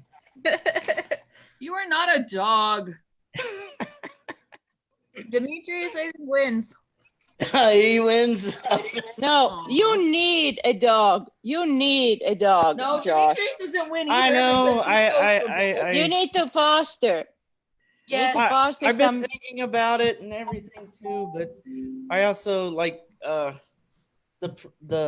owners of this place had a bad experience with the person with a dog last time, so I've got a nudge. My landlords didn't allow dogs, and then I just begged. Yeah. And I would pay like he messed up the screen door a little bit when he was a puppy, and they let me have him. Yeah, I've got a messed up screen door, and then they spent money on this fence with a I don't know a graded thing that the puppy could look out from the fence, and then they left, so they got kind of upset. So yeah, I just begged, and then so now I've had him almost 5 years. Oh my! Here's a tiny puppy. You really do need a dog, Josh. I do, but I love you kittens. need a cat. Cats are. I love they cats. Take care of That's the- themselves. I've always had such an affection for cats. Well, then get a cat. I really miss having a cat. Huh? Did you say infection? No. Affection. Affection. Okay. All right. I did say affection, right? Does anybody? I have hearing problems. I have been drinking a little, so I could say. I've been drinking You're a on your lot. third hat, man. Wait, you've been changing your hats? He's been Well, changing his hats. That's I awesome. went to Lysander the Hater, and so I figured I needed a black hat. And Weepa is our printing system in the library. Google Nice. So it All right, it is 8:45. I have muted the cast so that way we don't go on for 3 minutes as I try to restart us as we did last time. I would like to take this opportunity to let our audience, such as it is, know that we have thought about our next play. Hey, And- Devin, Justin is sort of locked out somehow from the meeting. Hang on, I've got him. Oh. In 2 weeks, we will be doing this again on another Saturday night. I think 7 is working well for everyone. This time, we're going to be a little different. And instead of a comedy, we are going to do the Scottish play. What? All right. Now, we shall continue with our story. Act 4, Scene 1, The Wood. Lysander, Demetrius, Helena, and Hermia lie sleeping. Enter Titania and Bottom, Peas Blossom, Cobweb, Moth, Mustard Seed, and other fairies attending. Oberon is behind, unseen. Come, sit thee down upon this flowery bed, while I thy amiable cheeks do coy, and stick musk roses in thy smooth head, and kiss thy fair large ears, my gentle joy. Where's Peas Blossom? Ready? Scratch my head, Peas Blossom. Where's Monsieur Cobweb? Ready? Monsieur Cobweb. Good Monsieur. Get your weapons in your hands and kill me a red-hipped humblebee on the top of a thistle. And good Monsieur, bring me the honey bag. Do not fret yourself too much in the action, Monsieur. And good Monsieur, have a care the honey bag break not. I would be loath to have you overflow with a honey bag, Signor. Where's Monsieur Mustard Seed? Ready? Ah, give me your knife, Monsieur Mustard Seed. Pray you your courtesy, Mr. Mustard Seed. What's your will? Nothing, good Monsieur, but to help Cavalry Peas Blossom to scratch. I must go to Barber's, Monsieur, methinks. I am marvelous hairy about the face. And I am such a tender ass. Ooh. If my hair do but tickle me, I must scratch. What? Wilt thou hear some music, my sweet love? Ah, I have a reasonable good ear in music. Let's have the tongs and bones. Or say, sweet love, what thou desirest to eat? Oh, truly a peak provender. I could much your good dry oats, methinks. I have a great desire a bottle of hay. A good hay, sweet hay. Hast thou no fellow? I have a venturous fairy that shall seek the squirrel's hoard and fetch thee new nuts. I'd rather have a handful or two of dried seed. But I pray you, let none of your people stir me. I have an exposition of sleep come upon me. Ooh, sleep thou, and I will wind thee in my arms. Fairies, be gone, and be always away. Exit fairies. So doth thou would bind the sweet honeysuckle gently entwixt the female ivy, so enrings the barky fingers of the elm. Oh, how I love thee, how I dote on thee. Sleep. Welcome, good Robin. Seest thou this sweet sight? Her dotage now I do begin to pity. For meeting her of late behind the woods, seeking sweet savors for this hateful fool, I did upbraid her and fall out with her. For she his hairy temples then had rounded with coronet of fresh and fragrant flowers, and that same dew which sometimes on the buds was wont to swell like round and orient pearls, stood now within the pretty floret's eyes like tears that did their own disgrace bewail.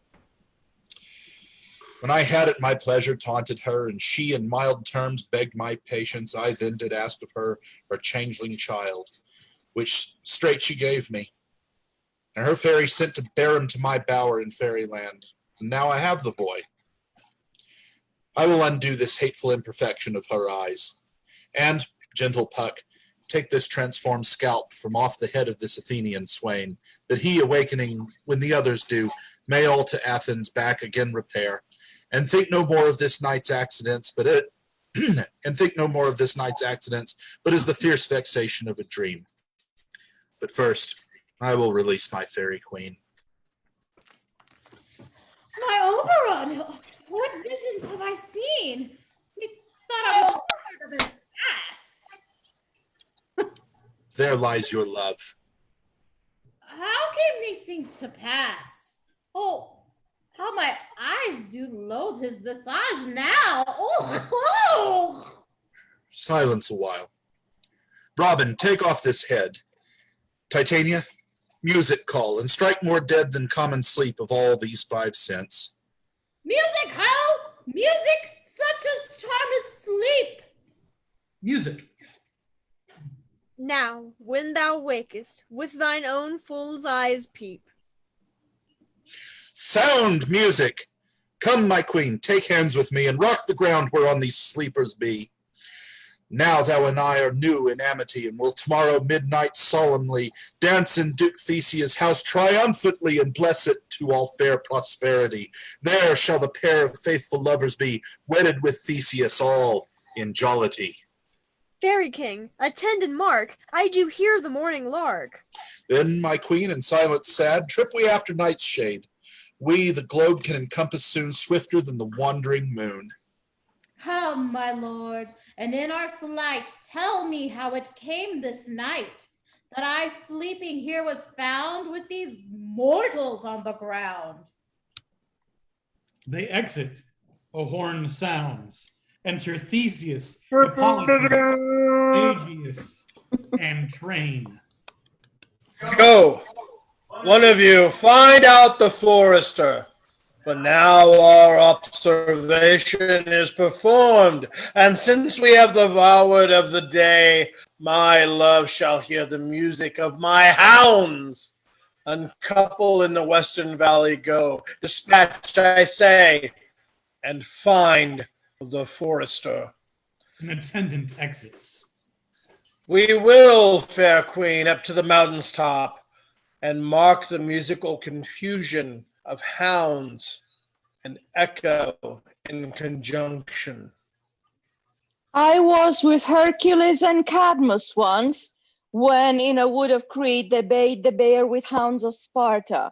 Never did I hear such gallant chiding, for besides the groves, the skies, the fountains, every region near seemed all one mutual cry.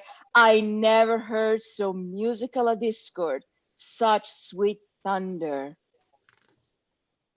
My hounds are bred out of the Spartan kind, so flued, so sanded, and their heads are hung with ears that sweep away the morning dew, crooked-kneed and dew-lapped like the Thessalian bulls, slow in pursuit but matched in mouth like bells, each under each a cry more tunable, was never hollowed to, but cheered with horn in Crete, in Sparta, nor in Thessaly.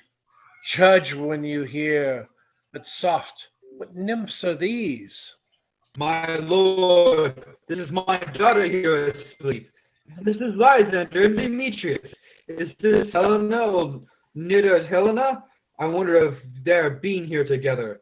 No doubt they rose up early to observe the rite of May, and hearing our intent, came here in grace of our solemnity.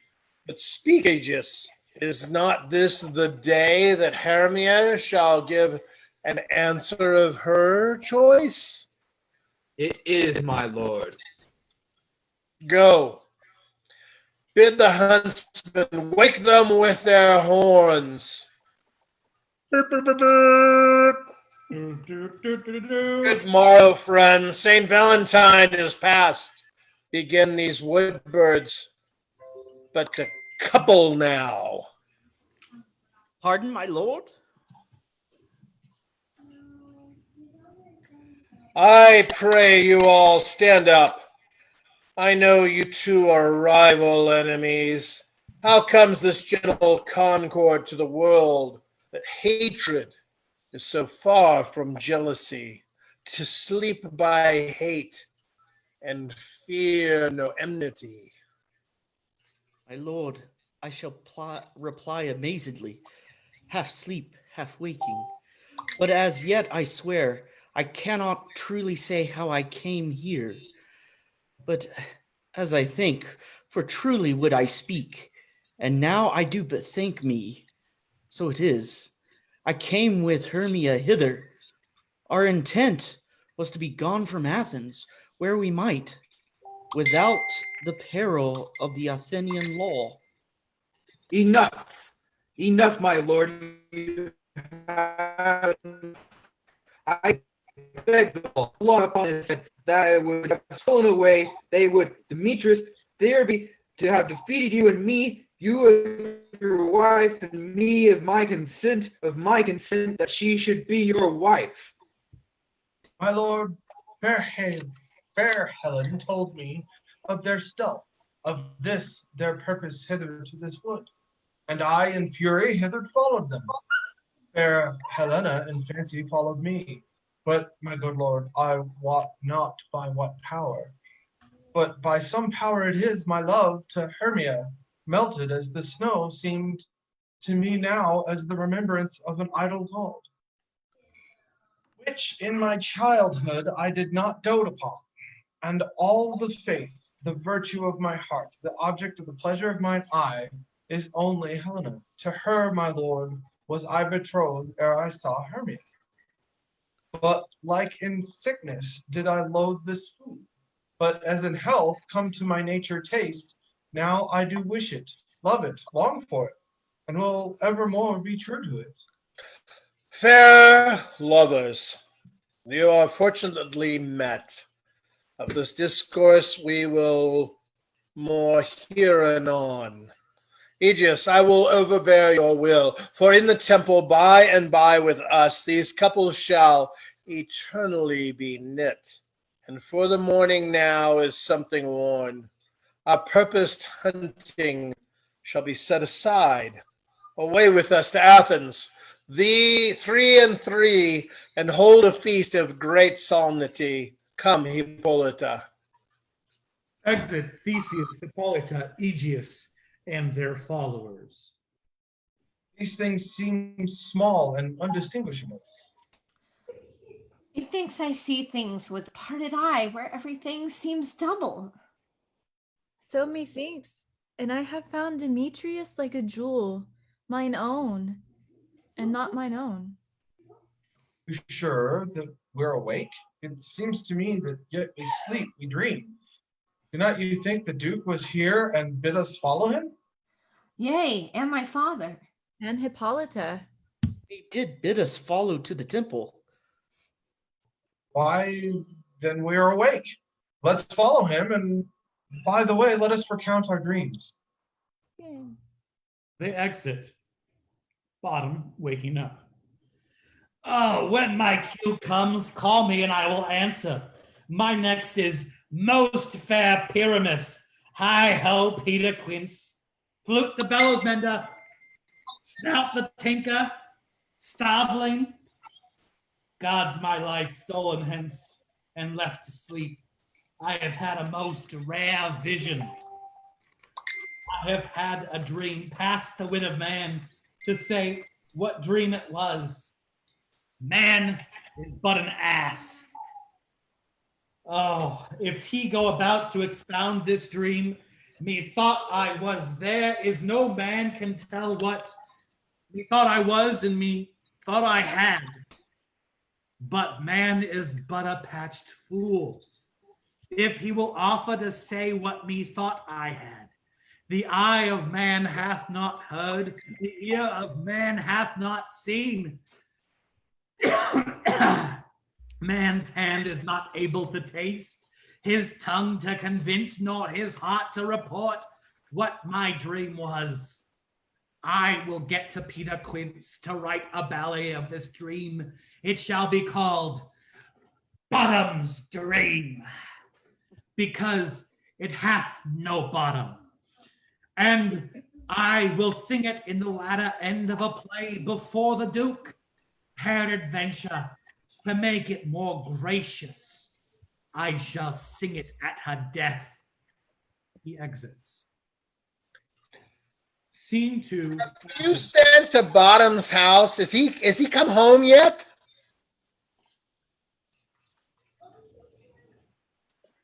He cannot Traveling? be heard of. Out of doubt, he is transported. If he come not, then the play is marred. It goes not forward, does it?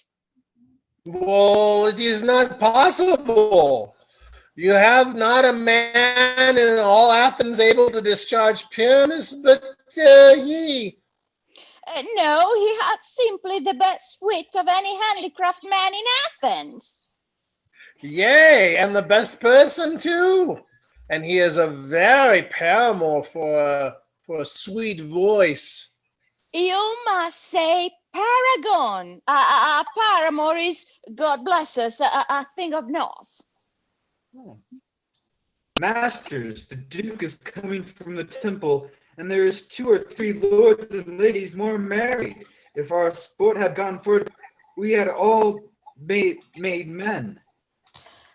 Oh, sweet bully Bottom, thus hath he lost 6 pence a day during his life. He could not have escaped 6 pence a day, and the Duke had not given him 6 pence a day for playing Pyramus. I'll be hanged. He would have deserved it 6 pence a day in Pyramus or nothing. Bottom enters. Where these lads? Where these hearts? Bottom! Oh, most courageous day. Oh, most happy hour.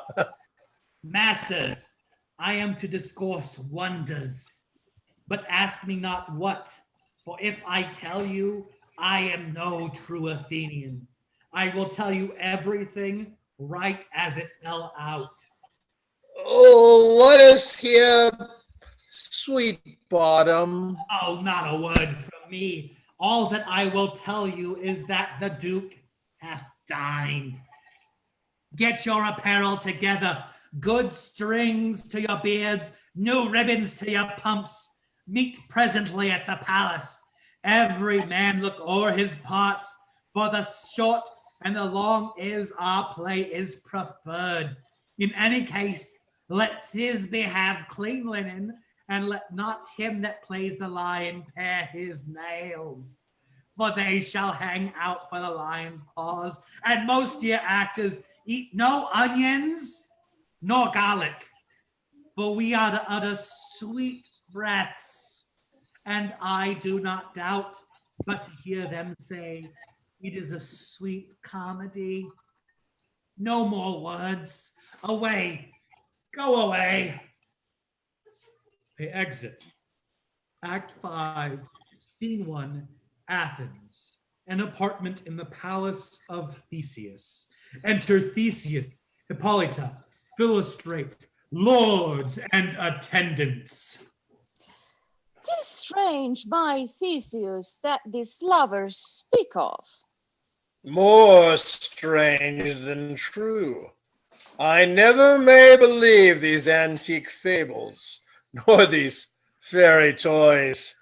Lovers and madmen have such seething brains, such shaping fantasies that apprehend more than cool reason ever comprehends. The lunatic, the lover, the poet are of an imagination all compact. One sees more devils than vast hell can hold.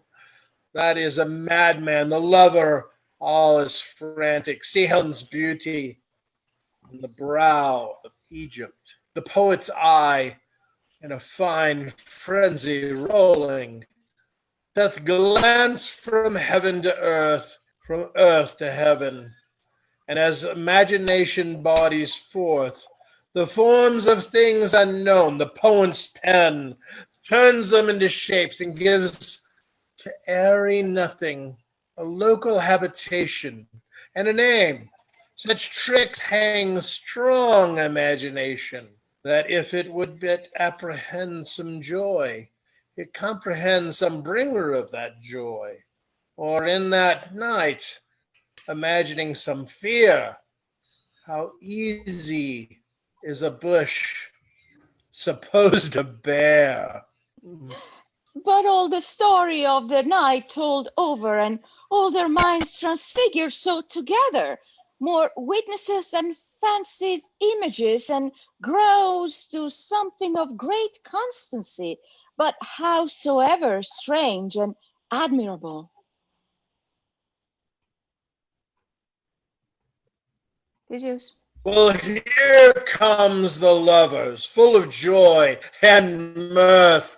Joy, gentle friends, joy and fresh days of love accompany your hearts. More than to us, wait in your royal walks, your board, your bed. Come now, what masks, what dance shall we have to wear away this long age of 3 hours between our after supper and bedtime? Where is our usual manager of mirth? What revels are in hand? Is there no play to ease the anguish of the torturing hour? Call, Philostrate! Here, mighty Theseus. Say, what abridgment have you for this evening? What mask, what music? How shall we beguile the lazy time, if not with some delight? There's a brief. How many sports are ripe? Make choice of which your highness will see first. The battle with the centaurs to be sung by an Athenian eunuch to the harp? Well, none of that. That have I told my love in glory of my kinsman Hercules. The riot of tipsy bacchanals tearing at Thracian singer in their rage. That is an old device, and it was played when I came from Thebes, came last a conqueror. The 3 muses mourning for death, of learning late deceased in beggary. That is some satire, keen and critical, not sorting with a nuptial ceremony. A tedious, brief scene of a young Pyramus and his love Thisbe. Very tragical myth. Merry and tragical, tedious and brief. That is hot ice and wondrous strange snow. How shall we find the concord of this discourse? A play there is, my lord, some 10 words long, which is as brief as I know a play. But by 10 words, my lord, it is too long, which makes it tedious, for in all the play there is not one word apt, one player fitted, and tragical, my noble lord, it is, for Pyramus therein doth kill himself, which, when I saw rehearsed, I must confess, made my eyes water, but more merry tears, the passion of loud laughter never shed. What are they that do play it? Hard-handed men that work in Athens here, which never labored in their minds till now, and now have toiled their unbred memories with this same play against your nuptial. And we shall hear it. No, my noble lord, it is not for you. I have heard it over, and it is nothing in the world, unless you can find sport in their intense, extremely stretched and bond with cruel pain to do you service. I will hear that play, for never anything can be amiss when simpleness and duty tender it. Go, bring them in and take your places, ladies. Exit Philostrae. I love not to see wretchedness o'ercharged and duty in his service perishing. Why, gentle sweet, you shall see no such thing. He says they can do nothing in this kind. The kinder we to give them thanks for nothing. Our sport shall be to take what they mistake, and what poor duty cannot do. Noble respect takes it in might, not merit. Where I have come, great clerks have purposed to greet me with premeditated welcomes. Where I have seen them shiver and look pale, make periods in the midst of sentences, throttle the practiced accent in their fears, and in conclusion dumbly have broke off, not paying me a welcome.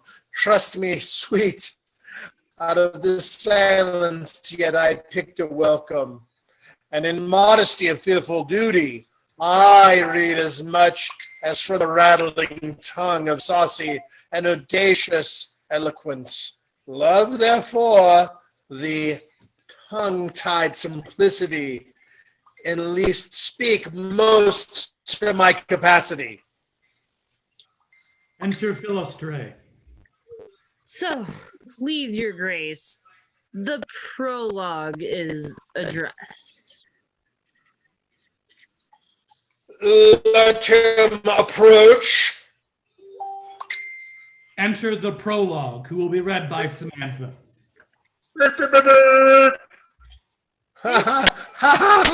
If we offend, it is with our goodwill that you should think we come not to offend, but with goodwill to show a simple skill. That is the true beginning of our end. Consider then we must come, but be in despite. We do not come as minding to content you. Our true intent is all for your delight. We are not here that you should have repent you. The actors are at hand, and by their show you shall know all that you are like to know. I shall jump in here and inform Justin that for the duration of the play, Theseus will be read by Samantha, so that he may continue his performance in such joyous splendor. This fellow doth not stand upon points. He hath rid his prologue like a rough colt. He knows not the stop. A good moral, my lord. It is not enough to speak, but to speak true. Indeed, he hath played on his prologue like a child on a recorder, a sound but not in government. His speech was like a tangled chain, nothing impaired, but all disordered. Who was next? Enter Pyramus, Thisbe, Wall, Moonshine, and Lion. Gentles, perchance you wonder at the show, but wonder on till truth makes all things plain. This man is Pyramus, if you would know. This beauteous lady, Thisbe, is certain. This man with line and rough cast, doth present a wall, that vile wall, which did these lovers sunder, and through wall's chink, poor souls, they are never content to whisper, at which let no man wonder. This man with lanthorn, dog, and brush of thorn presenteth moonshine. For if you will know, by moonshine did these lovers think no scorn to meet at Nina's tomb, there to woo this grisly beast, which lion hight by name, the trusty Thisbe, coming first by night, did scare away, or rather did affright. And as she fled, her mantle did she fall. Oh, which lion vile with bloody mouth did stain. Anon comes Pyramus, sweet youth and tall, and finds his trusty Thisbe mantle slain. What with blade, with bloody blameful blade, he bravely broached his boiling bloody breast. Thisbe, tearing in mulberry shade, his dagger drew and died. For all the rest, lit lion, moonshine, wall, and lovers twain will lodge discourse, while here they do remain. Exit. I wonder if the lion be to speak. You're muted. Demetrius. Demetrius, honey, you're muted. No wonder, my lord. One lion may when many asses do. In the same interlude doth befall that I, one snout by name, present a wool, and such a wool as I would have, you think, had a cranny hole or chink. Oh, which the lovers Pyramus and Thisbe do whisper often very secretly. And this law, this rough cast, and this stone doth show that I am the same wool. The truth is so, and the cranny is right and sinister, though which the fairful lovers are to whisper. Would you desire lime and hair to speak better? It is the wittiest partition that I have ever heard. Discourse, my lord. Enter Pyramus, right? Yes. Enter Pyramus draws near the wall. Silence. Oh, grim looketh night, O night with hue so black. O night, whichever art when day is not. O night, slack, slack, slack. Sorry, I have contacts and I can't see. I fear Thisbe's promise is forgot, and now, O wall, O sweet, O lovely wall, that stands between her father's ground and mine. Thou wall, O sweet and lovely wall, show me thy chink to blink through with mine eyne. Thanks, courteous wall, Jove shield thee well for this. But what see I? No, Thisbe do I see. A wicked wall through whom I see no bliss. Cursed be thy stones for thus deceiving me.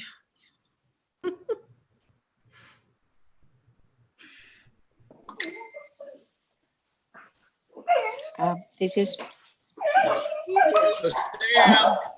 Theseus time.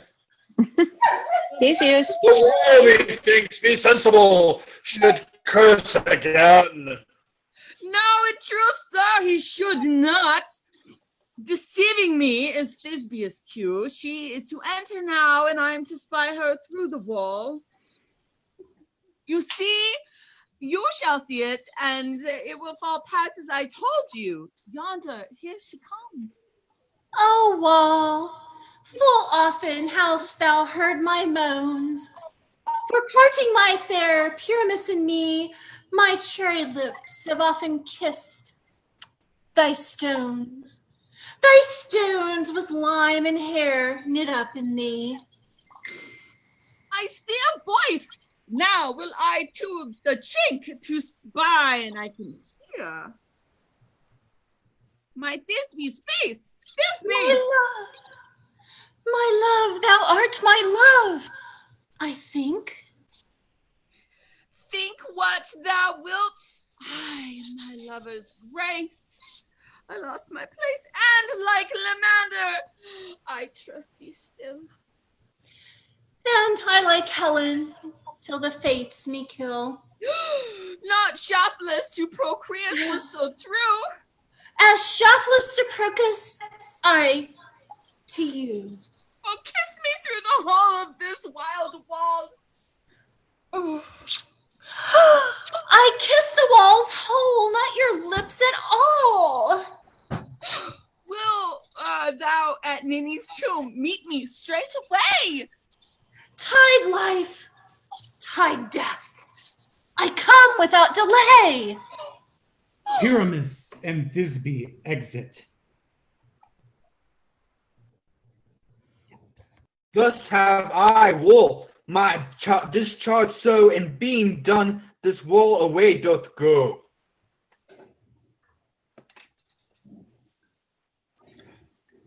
Now is the mural down between the two neighbors.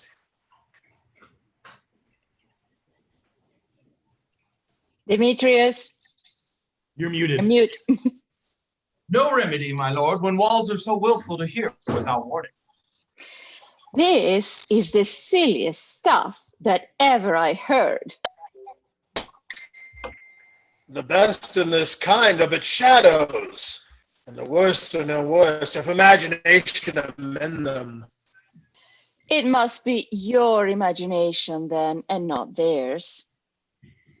If we imagine no worse of them than they of themselves, they may pass for excellent men. Here come two noble beasts in a moon and a lion. Enter the lion and moonshine. You ladies, you whose gentle hearts do fear, the smallest monstrous mouth that creeps on floor may now perchance both quake and tremble here, when lion row in wildest rage doth roar. Then know that I, one snug the joiner, am a lion, fell nor else no lion's dam. For I should as lineman strife into this place, twere pity on my life. A very gentle beast, and of good conscience. The very best at the beast, my lord, that I ever saw. This lion is a very fox for his valor. True, and a goose for his discretion. Not so, my lord, for his valor cannot carry his discretion, and the fox carries the goose. His discretion, I'm sure, cannot carry his valor, for the goose carries not the fox. It is well, leave it to his discretion, and let us listen to the moon. This lanthorn doth have horned the moon present. He should have worn the horns on his head. He is no crescent, and his horns are invisible within the circumference. This is the greatest Oh, I'm sorry. Oh, yeah, no, it's struggling. She's got it. Landlord doth the horned moon present. Myself, man, I the moon do seem to be. This is the greatest error of all the rest. The man shall be put into the lantern. How is it else? The man in the moon. He dares not come there for the candle, for you see it is already in snuff. I am aweary of this moon. Would he would change. It appears by his small light of discretion that he is in the wane, but yet in courtesy, in all reason, we must stay the same. By all means, proceed, Moose. All that I have to say is to tell you that the lanthorn is the moon. I, the man in the moon, this thorn, my thorn bush, and this dog is my dog. Why, all these should be in the lantern. For all these are in the moon. But silence, here comes Thisbe. This is my old ninny's tomb. Where is my love? Roar. Oh. Well roared, lion. Well run, Thisbe. Well shown, moon. Truly, the moon shines with a good grace. Well moused, lion.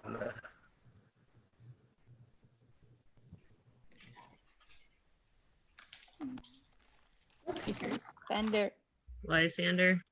Lysander. Oh, there's lines here. Well, okay. Yeah. And so the lion vanished. And then came Pyramus.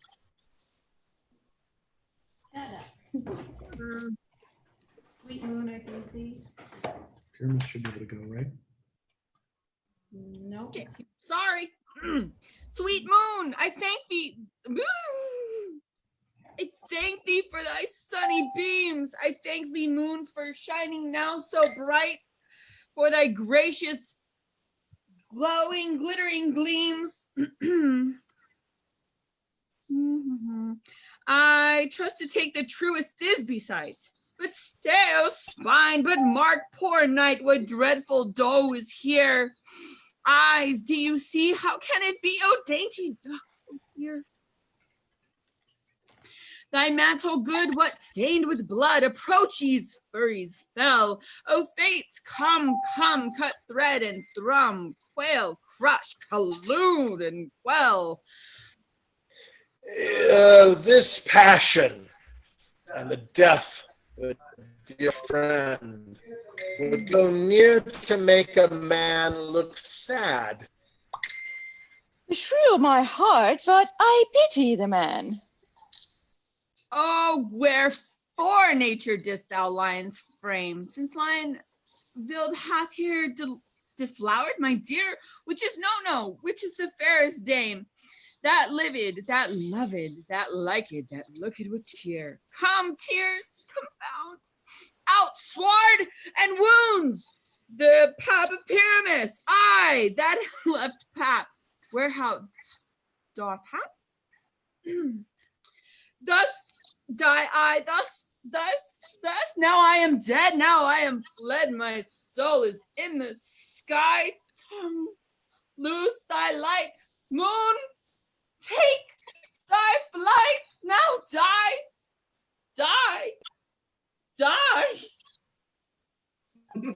Pyramus dies.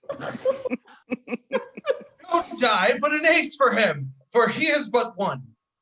Less than an ace, man. For he is dead. He is nothing. With the help of the surgeon, he might yet recover and prove an ass. Perchance Moonlight is gone before Thisbe comes back and finds her lover. She will find him by starlight. Here she comes, and her passion ends the play. Methinks she should not use a long one for such a Pyramus. I hope she will be brief. A mote will turn the balance. Which Pyramus, which Thisbe is the better? He for a man? God warrant us. She for a woman? God bless us. She hath spied him already with those sweet eyes. And thus she means Bedelicent. Asleep, my love? What? Dead, my dove? Oh, Pyramus, arise. Speak, speak. Quite dumb? Dead? Dead? Oh, a tomb must cover thy sweet eyes. Those lily lips. This cherry nose. These yellow cowslip cheeks, all gone, are gone. Lovers make moan. His eyes were green as leeks. Oh, sisters three, come to me, with hands as pale as milk. Lay them in gore, since you have shore, with shears his thread of silk. Tongue not a word. Come, trusty sword. Come, blade, my breast imbrue. And farewell, friends. Thus Thisbe ends. Adieu, adieu, adieu. Thisbe dies.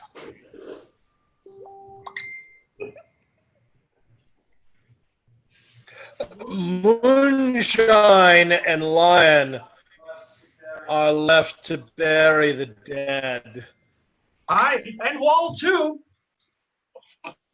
No, I assure you, the wall is down. They're parted their fathers. Will it please you to see the epilogue or to hear a burgomask dance between two of our company? No epilogue. I pray you, for the play needs no excuse. Never excuse, for when the players are all dead, there need none to be blamed. Merry if he that writ it had played Pyramus and hanged himself in Thisbe's garter. It would have been a fine tragedy. And so it is truly and very notably discharged. But come, you burgomask, let your epilogue alone. A dance.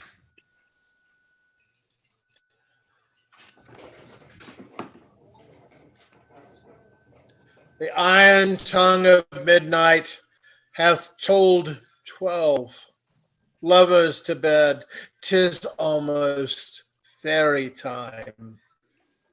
I fear we shall outsleep the coming morn, as much as we this night have overwatched.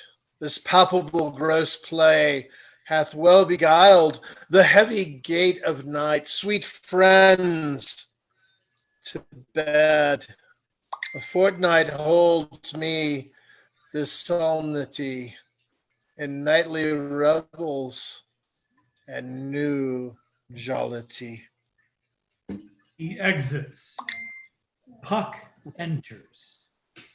Now the hungry lion roars, and the wolf behowls the moon, whilst the heavy ploughman snores, all with weary task fordoon. Now the wasted brands do glow, whilst the screech owl, screeching loud, puts the wretch that lies in woe in remembrance of a shroud. Now it is the time of night, that the graves, all gaping wide, everyone lets forth his fright, churchway paths to glide. And we fairies that do run by the triple hectates team, from the presence of the sun, following darkness like a dream, now are frolic. Not a mouse shall disturb this hallowed house. I am sent with broom before, to sweep the dust behind the door. Through the house give glimmering light by the dead and drowsy fire. Every elf and fairy sprite hop as light as bird from briar. And this ditty after me, sing and dance it trippingly. First, rehearse your song by rote, to each word a warbling note. Hand in hand with fairy grace, will we sing and bless this place. Song and dance.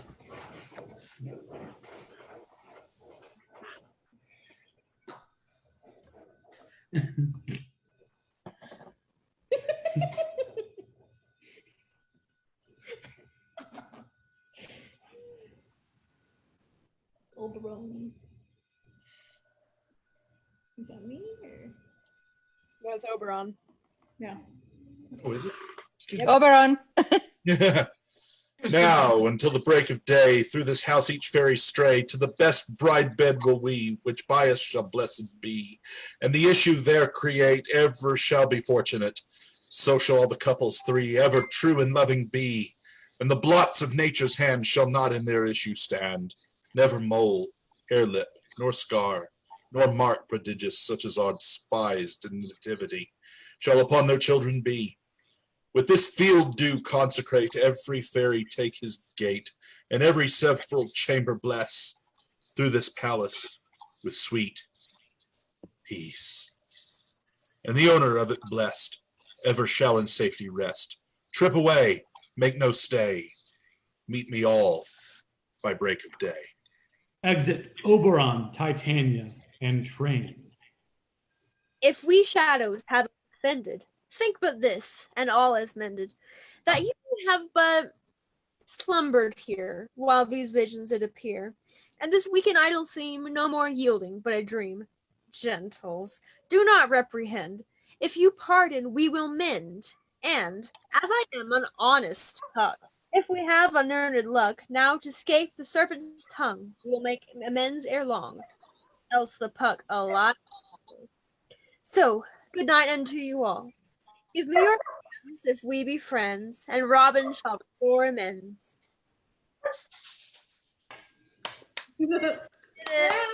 Hey! Hey! And more dancing! We're dancing. Yeah! Dancing. Oh yeah! More dancing. I have muted the cast because I have perhaps an announcement of sorts. Because we're Currently, loud. we are doing Shakespeare every 2 weeks.